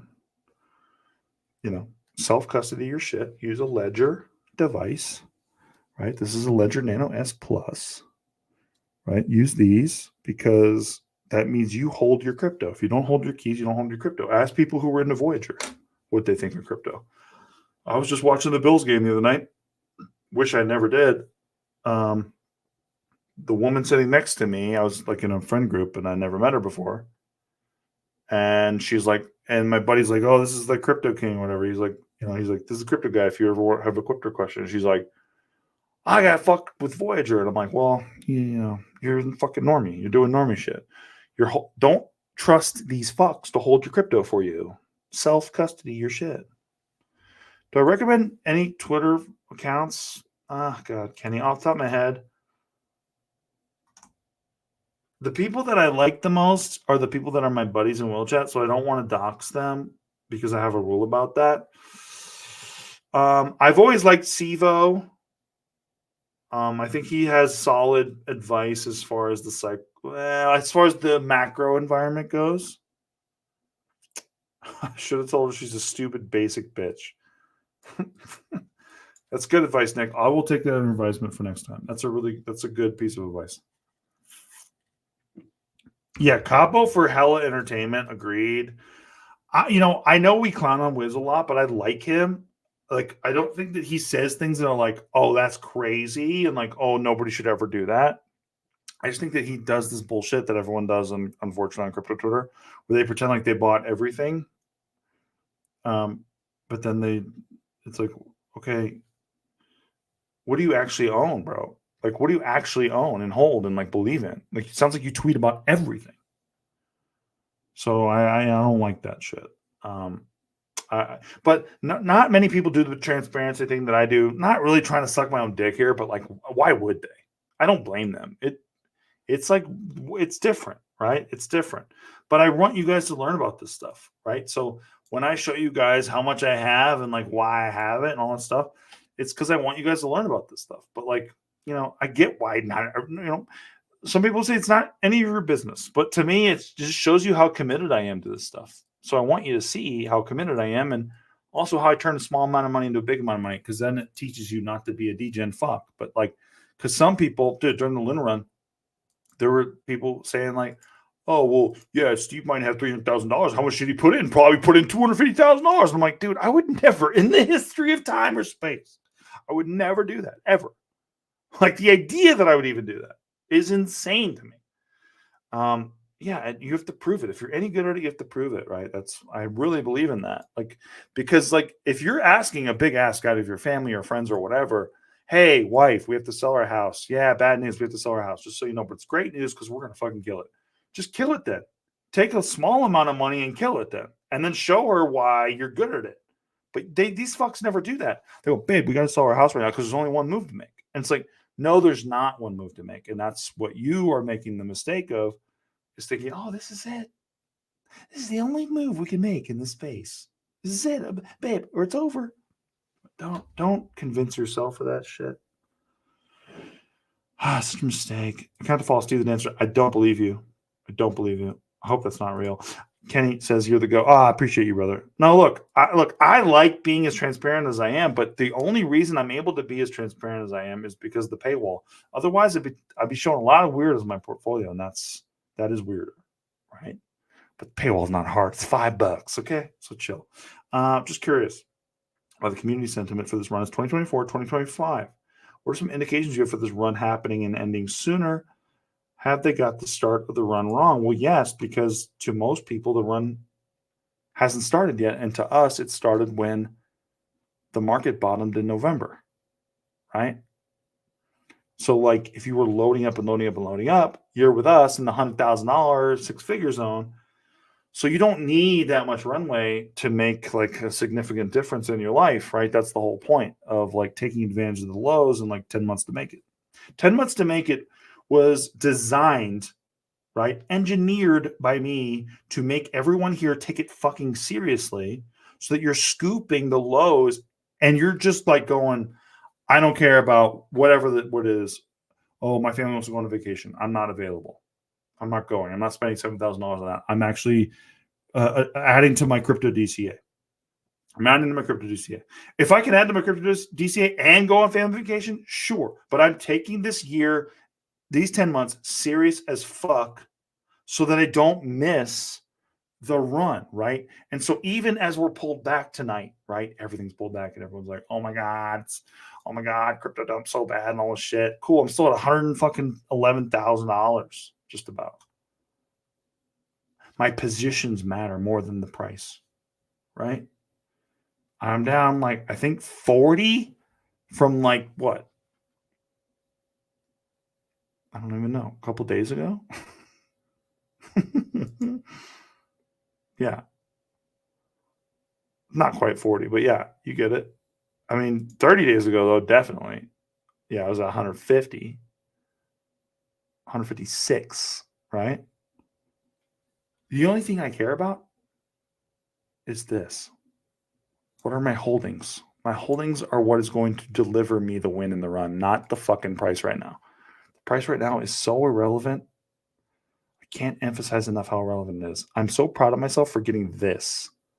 The position, not the price. The position, not the price. The position, not the price.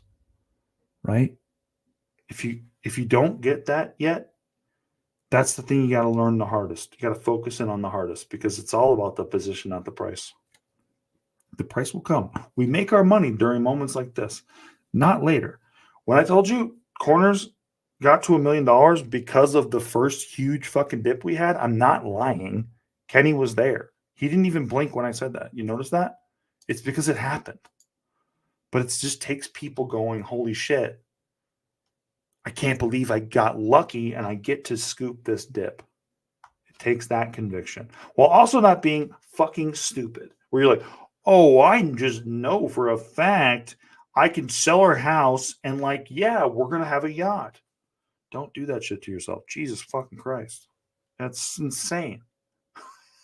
Earn it. If you're good at it, earn it. Show them with a small amount to a big amount. Always. And if you're sitting here tonight and you're going, Steve, I don't have enough. Holy shit, I can't even get $8,000 into this thing. You'll do a small amount now, and you'll start to spin it up into a larger amount for the next part of the run. Right? Don't outsmart yourself. Just be dedicated about why you're getting in, and know the why. The vision for everyone is to be out by November. Sorry, super late to the stream. Jordan, we don't know, right? So a couple things have to happen by November. Bitcoin has to go to a new all-time high by November. I'm very confident that will happen. So for me, November is a backstop because I got in so early and took the bear low so seriously. Not everyone here is going to have that benefit, obviously. People are going to have to decide for themselves if this is when they want to take profits, right? So, like, obviously not like tonight per se, although most people are in profits if you've been here doing the work. I guess I'm technically not up on my Woo DCA right now. I'm like down like $2,000. So what? Yeah, I'm doing pretty good this run, right? So, but the point of it, right, is that even as we pulled back and oh my God, annihilation, holy shit. Yeah, okay, so I'm down $2,987. Down $3,000. You get it? The bear lows are so crucial. Now nobody will ever forget this again, right? Nobody in Crypto Corner. Jordan, that's awesome. Next month is your first year in the Crypto Corner. Congrats. You came in at a great time, by the way. Nobody will ever forget this, right? Because even on a night like tonight, oh, but I'm still up $30,000 in 2 years. 35% in 2 years, right? Go do that in TradFi. Go for it, right? My P&Ls rock, right?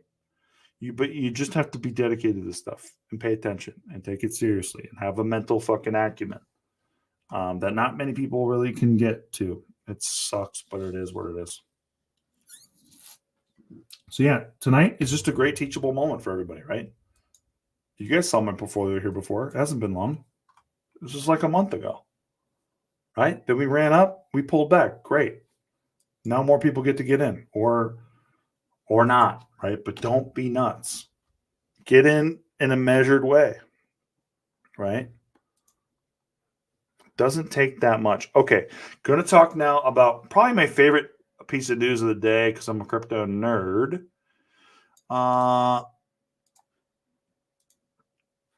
I think most people miss this today just because the market has been so wild. But now you have fractionalized NFTs available, and this all launched with Woo. Pretty cool stuff.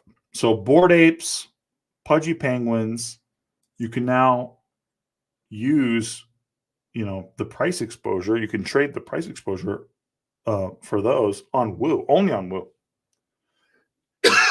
People don't realize how pimp the Woo team is. They have no idea. So yeah, starting today, users can trade fractionalized Pudgy Penguins and Bored Apes on WooX, disrupting the traditional exclusivity of non-fungible tokens, NFT marketplace sales, and drastically expanding access to NFTs. Think about it like this. So when you get an NFT right now, or if you want access to an NFT right now, it depends on where it is, right? They're mostly on OpenSea, on Ethereum, or like you got to go to a different chain. You got to go to Solana. You got to, in a very rare case, you got to go to like, whatever, the Loop marketplace on Juno. In my case, nobody cares. Yeah, Andre, you have no vision. No offense to you. You have no vision. I saw it, but I didn't think it would amount to much. I think that's such a mistake. Not really clowning on you, but like, I don't think you understand how crazy it is to think about NFTs as a value add, as something where you can get better capital efficiency out of, right? Like, so, basically, so they now take NFTs, right? You can take your Bored Ape, or you can take your they partnered with Pudgy Penguins. They partnered with this other one that I always fucking forget the name too. Something Warriors or some shit. And basically, so you take those, you now deposit them. They're going to fractionalize them. They're going to give you 1 million what they call U tokens. Those U tokens correspond to that NFT collection. And now these tokens are bought, sold, traded like any other crypto. You don't have to actually hold the NFT. If you like a project, if you think a project is going to be hugely beneficial to the space, if you think a lot of people are going to buy it, you can own price exposure to it. No different than a synthetic stock token, which was definitely ahead of its time the last run with SNX and Mirror Protocol, right? If you're new, I'm sorry, but think about it like this. Stocks on the blockchain, but you don't own the stock. But Steve, if you don't own the stock, you don't own the company. You own the price exposure. You participate in this price exposure, no different than the betting markets, right? And so you're basically, if you do the work and you don't live in a place where you can buy stocks, but you did the work and you know why these companies have great balance sheets and they're really, they are really revenue positive and like they have a lot of cool announcements coming up. You can participate in the price action of those stocks using crypto. That's what SNX provides, right? That's what Mirror Protocol provided, right? So you're getting a piece of the price action, right, based on your analysis. It's the same idea here, except it actually opens it up across chains, because the more exchanges that list these things, the more exposure you're going to have. So like you could actually just take like a piece of a Pudgy Penguin, take a piece of a Bored Ape Yacht Club, hold it if you think it's going to be great, right? Do I have a recommended spreadsheet for tracking my DCAs? I just add them into my I just do CoinMarketCap and I put them in that way, bro.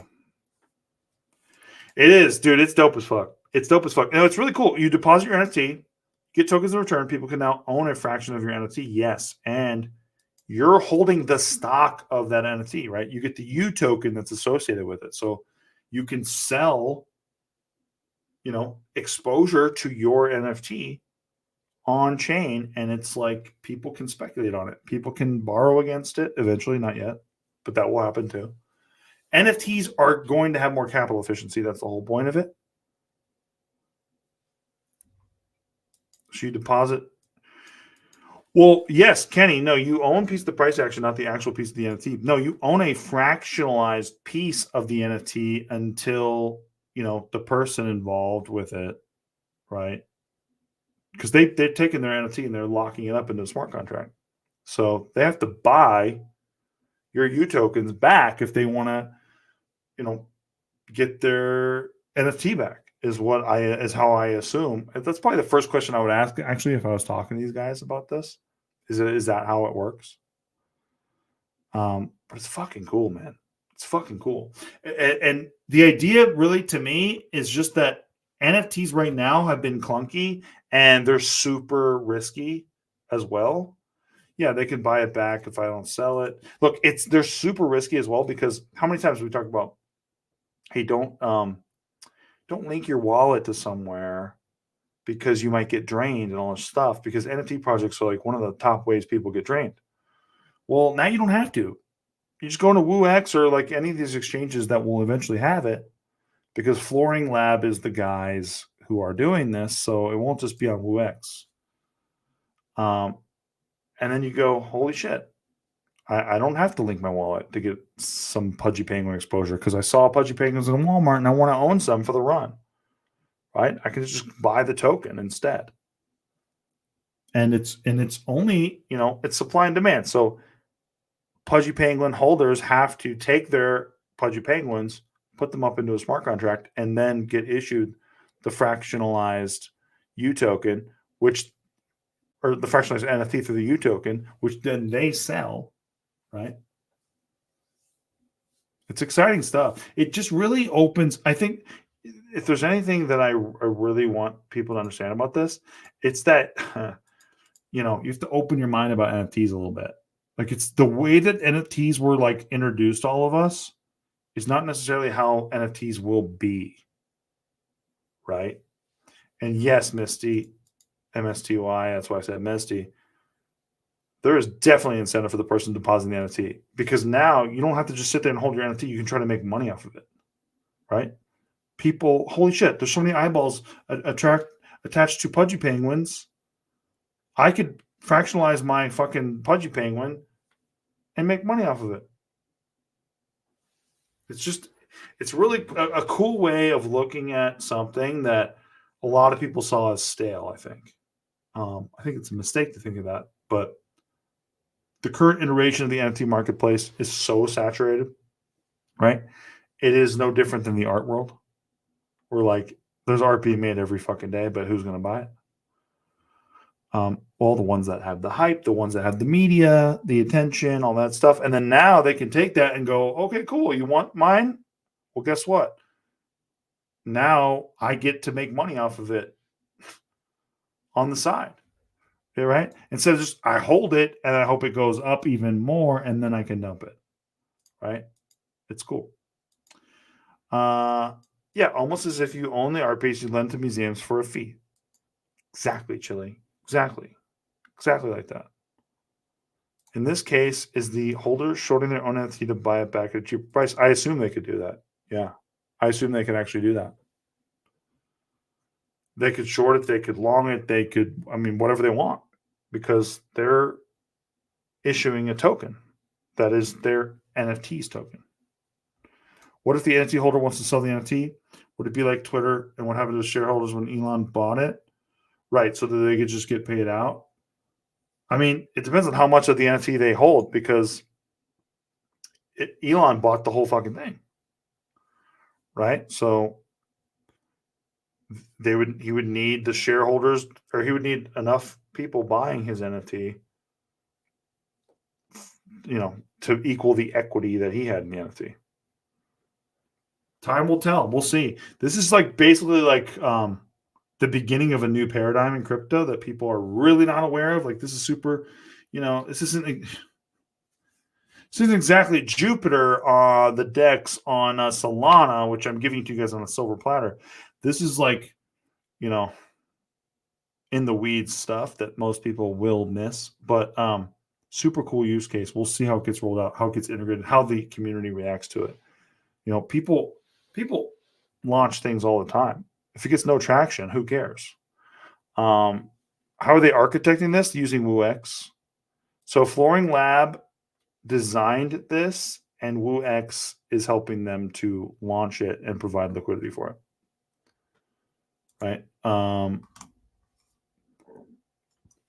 And yeah, partnering up with Pudgy Penguins and Bored Apes. It's fucking sweet. It's fucking sweet. They obviously bought some, I assume, because I don't think they partnered with the projects per se. I think Pudgy they probably are partnered with because Woo has extremely close ties to Pudgy. I know that. But Bored Apes, they probably just bought some exposure to Bored Apes, and like that's how they tokenized it. If they're already offering it, right? Because they are. Will it be open to everyone, or does it has same country limitation as WooX? Yeah, it's definitely same country limitation as WooX because I can't buy anything on WooX. So either way, yeah, Woo is really smartly positioning themselves for the run. That's the whole point of this, right? Like now, the Bored Ape, believe it or not, the Bored Ape Yacht Club community is aware of Woo because these people holding these things, right? They're attracted to the news about their project that they hold. So exactly, Chili Fest. Chili Fest has vision. See, this is what it's up. This is what it's about. It's about getting your name out there using popular projects to do so, right? It's like it's no different than when, you know, popular YouTubers get with Gordon Ramsay and he makes them a fucking egg, right? Like they get to talk about to their communities, hey, Gordon Ramsay fan, or hey, my fans, I did a video with Gordon Ramsay. And Gordon Ramsay gets to go to his fans, hey, guys, I did a video with a guy you never heard of in your whole fucking life. And those two things work together somehow. Somehow. Gordon basically trying to, youngify his base. And then tubers trying to tell their people that how cool they are. Same idea, right? Woo using these projects to gain more traders, more popularity. Smart move, positioning wise. Super smart move. Again, not surprised. I think Woo surprises me all the time with stuff. This one was more surprising because of how cool it is. Because I genuinely find this to be really cool. But not surprised to see Woo's innovating. And because they're not based in the United States of America, they can innovate. Otherwise, they'd be subject to all kinds of bullshit. Okay, good night, Kenny Han. You're truly the best, Kenny. Great to see you. Also, don't forget, too, right? This is like the beginning of what can start to happen, right? So pretty soon we'll see what they call real world assets, right? Real world assets just means like, imagine you take a fucking Picasso or whatever. It doesn't even have to be art, right? But it's a good example for this. And you parse that one up, and then if you ever wanted to sell that Picasso, whoever wanted to buy it had to hold all the tokens. So you have to buy every token from everyone who has it. So imagine that with real world assets, right? Gold, steel, fucking oil, all this stuff will be onboarded onto crypto, right? It will be tokenized in our lifetimes. This will just be normal. And like we'll all be used to it because they can actually do better supply chain management.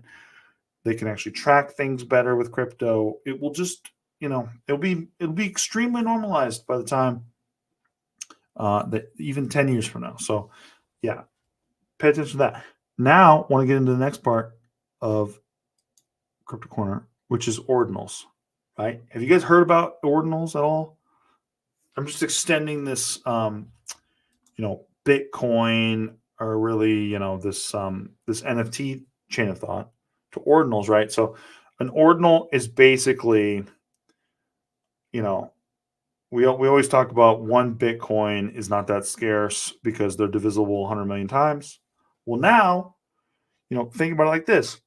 On every one of those 100 million that you spice it up, they're called Satoshis. Okay. So a Satoshi is 1/1,000,000th of a Bitcoin. That's one Satoshi. Okay. Well, on each one of those Satoshis, you can actually write messages, believe it or not. That's what Satoshi famously did when he was sending messages to the community a couple times, right? He wrote messages using Bitcoin. People forget this a lot. Not crypto OGs, but people who like are new or like who have barely been here for a minute. So an ordinal is basically taking like one of those Satoshis and writing something on it, right? So this has mostly been used for art on the blockchain, right? NFTs that are issued via Bitcoin. And it's done really well so far this run. So is everybody clear on that? Greyfish says no ordinals knowledge. You're writing messages on a Satoshi, which is one millionth of a Bitcoin. Okay. So now check this out. Dogecoin has taken this idea, this concept. So now you have like a Dogecoin, you're dividing that up into what they call a doginal, because it's always going to be a parity of Bitcoin. And they just actually put Doom on chain. So you can play Doom on Dogecoin. So, okay, I know new people, this is going to be hard for you to understand, but so now you take these ordinals or these doginals and you put code there instead, right? Now you can play games on chain, hosted on chain. That's the point, hosted on chain, right? Super cool stuff. It is. Israel's dead on. Bitcoin is an expensive messenger. That's why I think Dogecoin doginals are actually such a bigger value add than Bitcoin ordinals are, because it's just so expensive to move things around on the Bitcoin blockchain. And dude, you also have to wait because block times are wild right now. Block times on Bitcoin, I think, are 47 minutes on average right now. So yeah, it takes a while to send things on average. But this is cool stuff, right? This is where I think a lot of blockchain gaming is going to be headed in the as far as hosting goes. Hosting it on chain, right? So you can't take it out at any one point. Like, for example, everyone bitches sometimes because like a Steam takes a game down and then like you can't play that game anymore or whatever. I don't know if that's a great example, but you know what I mean? Like there's games that there's one called the fucking, I don't remember. It's called the something. The fucking, I'll tell you. Hold on. Because like they're being sued over it right now. It's like I'd never heard of this game my whole life. I'm such a normie with games, but apparently there's a lawsuit about how they took this game away and they weren't supposed to be able to do that. But imagine you could just take the game, host it on the blockchain, and then they can't take it down anymore. That's the idea, right? That's the thing I want you guys to take away from this, not like whatever the game is. It happens. Oh, no. I saw it when I was looking up shit for JK. Hang on.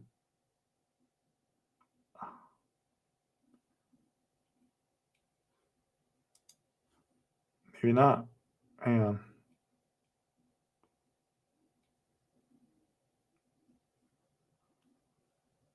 I'm gonna say gamer suing for removing game. Is what I'm gonna say. Here we go. Yes, this one. Gamer hits EA with class action lawsuit for removing online play. This is just one example. This is not the one I was looking for, but you get the idea, right? They do this all the time with games. Imagine you're hosting on the blockchain instead. There's no one focal point for removal. So it's not quite cloud gaming on the block. It is actually. It is more akin to cloud gaming on the blockchain. But you're hosting the game on the blockchain, right? So people play it through there. It's powered by the blockchain. Now it's going to take way more data to host, current games. Way more. But this is a great example of what's to come. Again, in this space, I try to understand trends, things that I think are cool, things that I think are going to be paradigm shifts later on. This is not necessarily a paradigm shift now. It's more the building blocks of what's to come. But yeah, I mean, this stuff, don't ignore this space, man. This stuff is just getting started. Yeah, look, Chili Fest. Yeah, I'm not kidding about living and breathing crypto projects. Normals wouldn't find out about this till mainstream. Yeah, but look, dude, it's about us remaining excited about the future to come with this stuff. Like that's why nobody look. Yeah, people do this to me all the time. They go, Steve lost $1 million on Luna. What an idiot and stuff. I'm like, well, first of all, you have to admit that I made $1 million off a very small amount of money because I did. You can see it on chain. So you have to admit, first of all, that I turned $28,000 into $1 million. You admit that first. Okay, now you can say I got to take it away. Sure, go for it. But you never take away my excitement for this stuff. I fucking love this stuff. I love this stuff all day. I love this stuff all day. Right? How can you not be excited for this stuff? If you believe in this stuff, if you're like, man, right? I really wish people just didn't see crypto and go, people bought ass token and got wrecked, for example. Right? That's not how I see crypto at all, as you guys know, because if you've been here for a minute, you know that I don't really care about meme tokens. Well, it's not that I don't care about them. I just don't understand what my edge is on them. And I try to stay in those lanes. And I think it's smarter if you stay in your lane of what you know and how you made your money. And I think people make the mistake of, oh, I did this really well. Say, for example, I just use Luna for example. I go, oh, well, I made a lot of people millionaires on Luna, which is true. I know everything about crypto now. You'll never hear that from me, ever. Anybody who's been here for a cup of coffee knows I don't talk like that. I don't think like that. So like when you guys bring up cryptos, how come I always have such interest? And I'm like, why do you like it? It's because I don't claim to know everything, actually, believe it or not. I want to know why you like it because I find that interesting. You're actually helping to advance my edge, right? If you like it for some reason that is organic, that has to do with following your own dollar, sign me up. I want to know about it. But if you're like, well, because this guy who's rich has it, I'm like, this doesn't help me, dude. It doesn't help me. All right? Doesn't make me excited about the dips. You'd only hear crypto being quick money scams from mainstream media. Fucking A, we're all really going to make it. We are, brother. We are. But it's only because we put the time in here. All you guys who are here every week, dedicated, I'd say probably, look, there's hundreds of you, obviously, who don't miss Crypto Corner. I think you guys are like pretty well set and you know who you are. And yeah, you just have to take this shit seriously every week. Be excited about this stuff and why we're here, why we're taking advantage of these lows, why dips are fucking fun, right? It's everything, man. It's everything, right? Even Kenny's excited about crypto again. And it's a dip day. It's beautiful. We're in a great spot right now, right? And we really picked, I think, really great projects for the run. Like we really set ourselves up really well. And even some projects that I can't say that, like for example, Injective. I like Injective a lot. I can't say that I'm like, man, every time I look at their ecosystem, I'm like, fuck, I got to buy more Injective. So like, we'll see at the end of the run how right I was.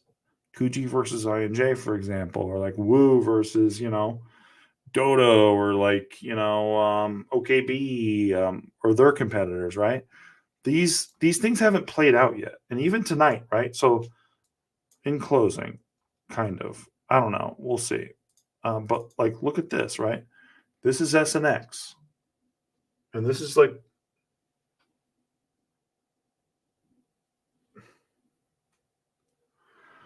sorry, my wife texted me.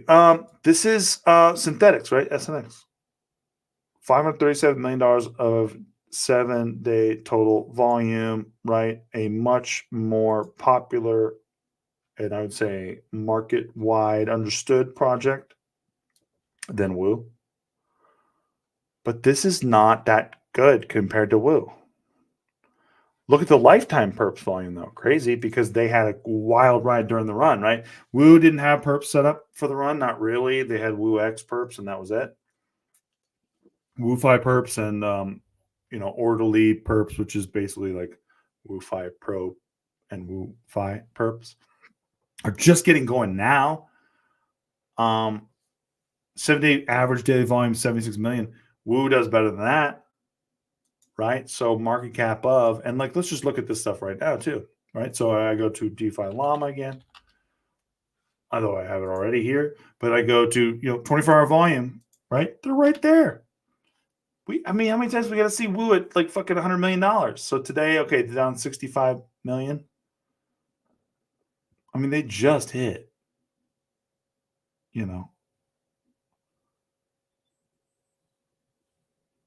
where's the, 24-hour 65. WooFi swap is another one. Hold on. Go back here. I'm just going to do it fresh because I didn't refresh that for like fucking an hour and a half. Yeah, okay. 65. Okay, it's accurate. And the daily volume is what? We were just at 100 million, 105 million, 110 million. People are like constantly coming all over SNX, and they should. This is fantastic. This is really good. But like Woo's consistently doing better than this. Okay, so, and this isn't going to be too insane, so chill out. But like Woo with the market cap of SNX. Don't let like these dips concern you. We should be at 55 cents minimal, just based on what we're worth. Right? We should be in the 50-cent range. So like take advantage of the lows while you can. Right? Value. You don't see the beautiful thing about Crypto Corner, you don't have to trust me. You can just see it for your fucking self. You don't have to like, I'm gonna show you guys my wallet. Hey, you guys want to know why I was going to $4? I'll tell you why. Because my main portfolio is $110,000, and I put in, nothing compared to that. Yeah, that's not this game, dude. We actually like this stuff. We earn our keep. We know what our edge is. We set it, and then we attack the fuck out of it the whole day long. That's why we win. And a lot of people who just don't know how to look at this stuff will just buy the newest meme token and then like get dumped on later by the sharps who know that they're trying to attract a lot of liquidity so they can just dump on people. Yeah, we stay the fuck away from those games. I don't understand them enough to know. And I'm not saying you'll never make money off of it. Fuck that. I don't talk like that. I'm saying I don't know.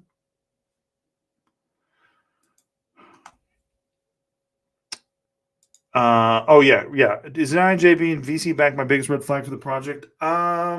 Yeah. Plus, they're the way that they currently do staking is through inflation, and I know that they have plans for burns and they do burns and stuff like that. But like, I don't look. It doesn't really matter ultimately because Injective is going to run undoubtedly, but I think Kuji will run harder. I bet on it too. And Kuji hasn't exactly been upsetting to either. Yeah, we can lose to INJ and still win. Exactly, really. That's exactly what I'm saying. Like, quote unquote. How much do I think I put into crypto since the very beginning? I'd say $40,000 total, Marlon. Yeah. Probably like in the early $40,000 range at this point. Because like, okay, so like I did $28,000 last cycle. From last cycle to this cycle, I kept on doing like 500 a month. So like, yeah, about 40-ish, early $40,000 range. I'd be surprised if I even hit 40, but I'm just gonna be a little, just gonna, bet the over. Not much at this point, and yeah, I like this stuff though. I have the benefit of liking this stuff. I have the benefit of like, typically anyone can ask me a question in Crypto Corner. And I'm not just going to give you some rote answer. I'm going to like really like try to know why I'm going to answer you the way I'm going to answer you. And yeah. Hoy thinks Wu is going to run harder than Gucci when it decides to run. I don't disagree with you, bro. I actually think that Wu will be, it's a meme at this point, but I think that Wu will be the BNB of this run. They just keep on doing it, right? They keep on positioning themselves so well. And like I told you guys so many times, like they're back in liquidity providers up and out the ass for everybody. They constantly are in the top when it comes to, okay, well, who's actually providing? Shit. Why does it do this? Okay, well, I guess I got to go do it like this. Sucks, but whatever. They're constantly in top when it comes to spot liquidity. Like, here's, see, this is so stupid. I have to, God damn it. Why do they do it like this? Okay, 100 rows. Give me 100 rows. Okay. Now I do this. Here's WX, right? Sol USDT, right? Here's Sol USD, Coinbase. Where's Sol USDT, which is Solana, Tether, the biggest, volume for anything is going to be the Tether pairing, right? Here's Coinbase, all the fucking way down here, and it's still got to go. Jesus, Sol USDT. Wu consistently has better spot volume on the most popular pair than Coinbase. And nobody knows about it but us. We find our edges, we attack them, and then people say we got lucky. That's our game. And how fun is it? It's the most fun. Well, it's the most fun you'll ever have. The best part of all of it is this part.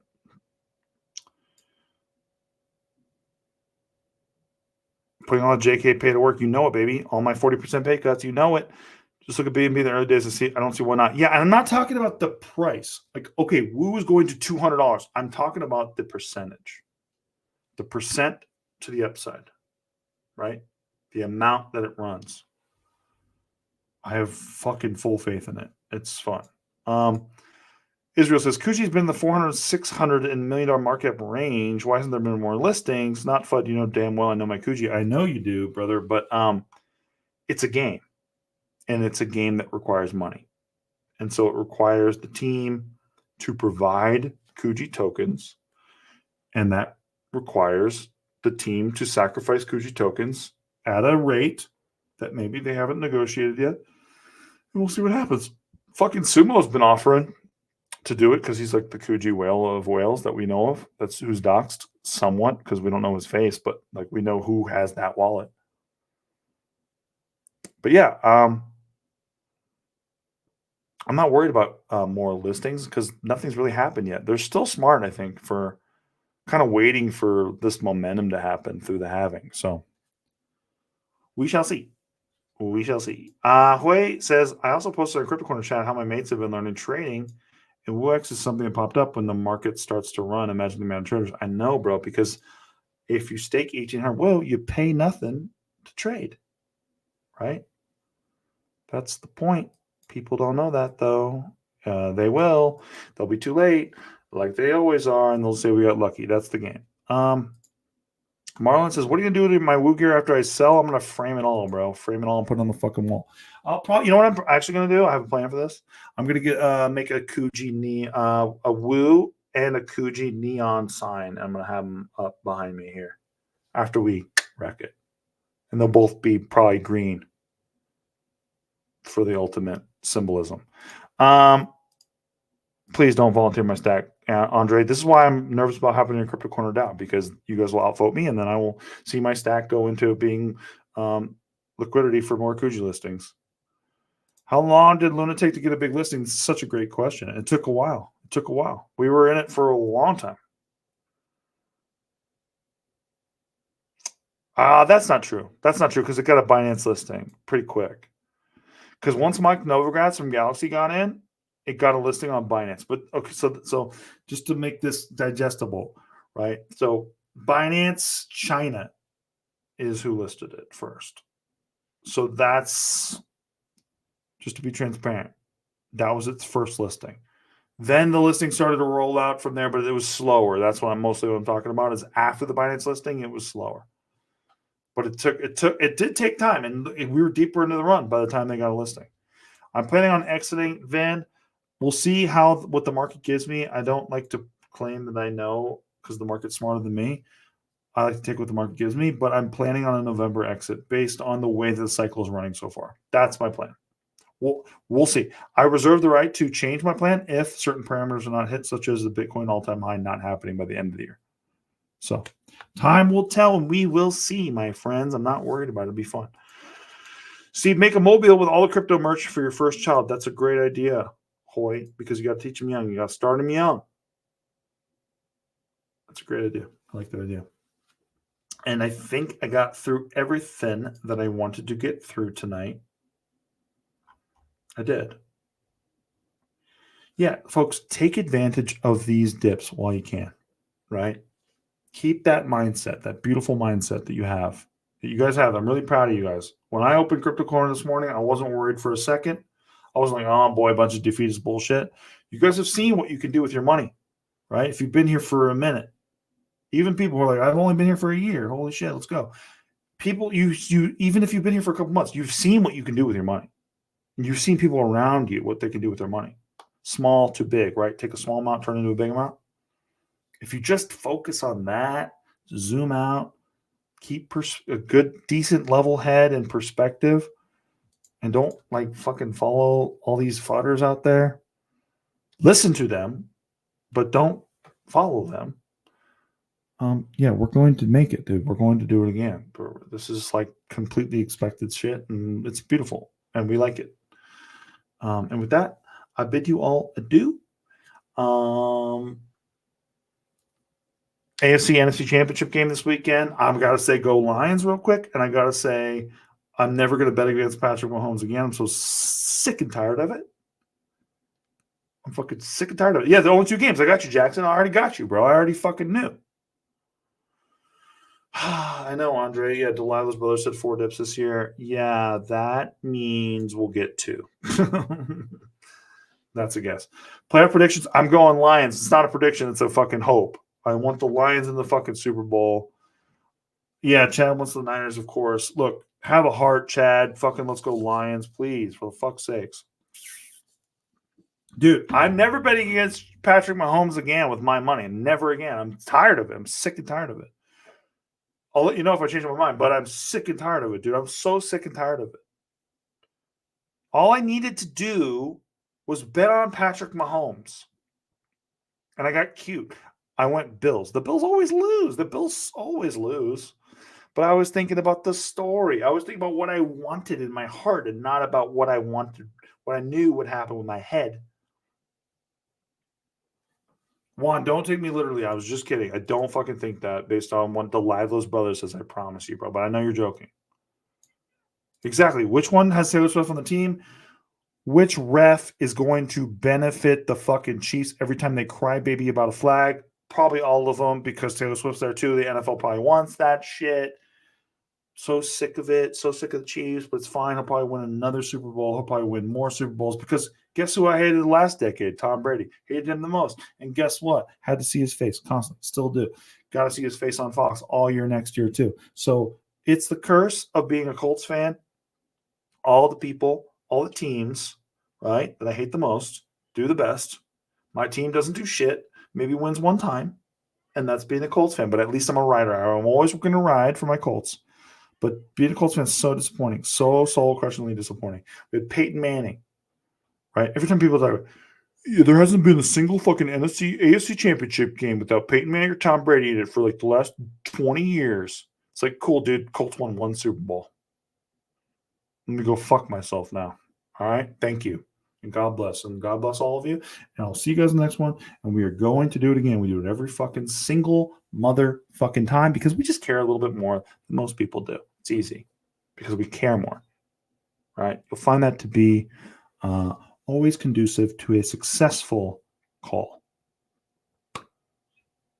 And also, fuck Nick. Fuck Nick for that.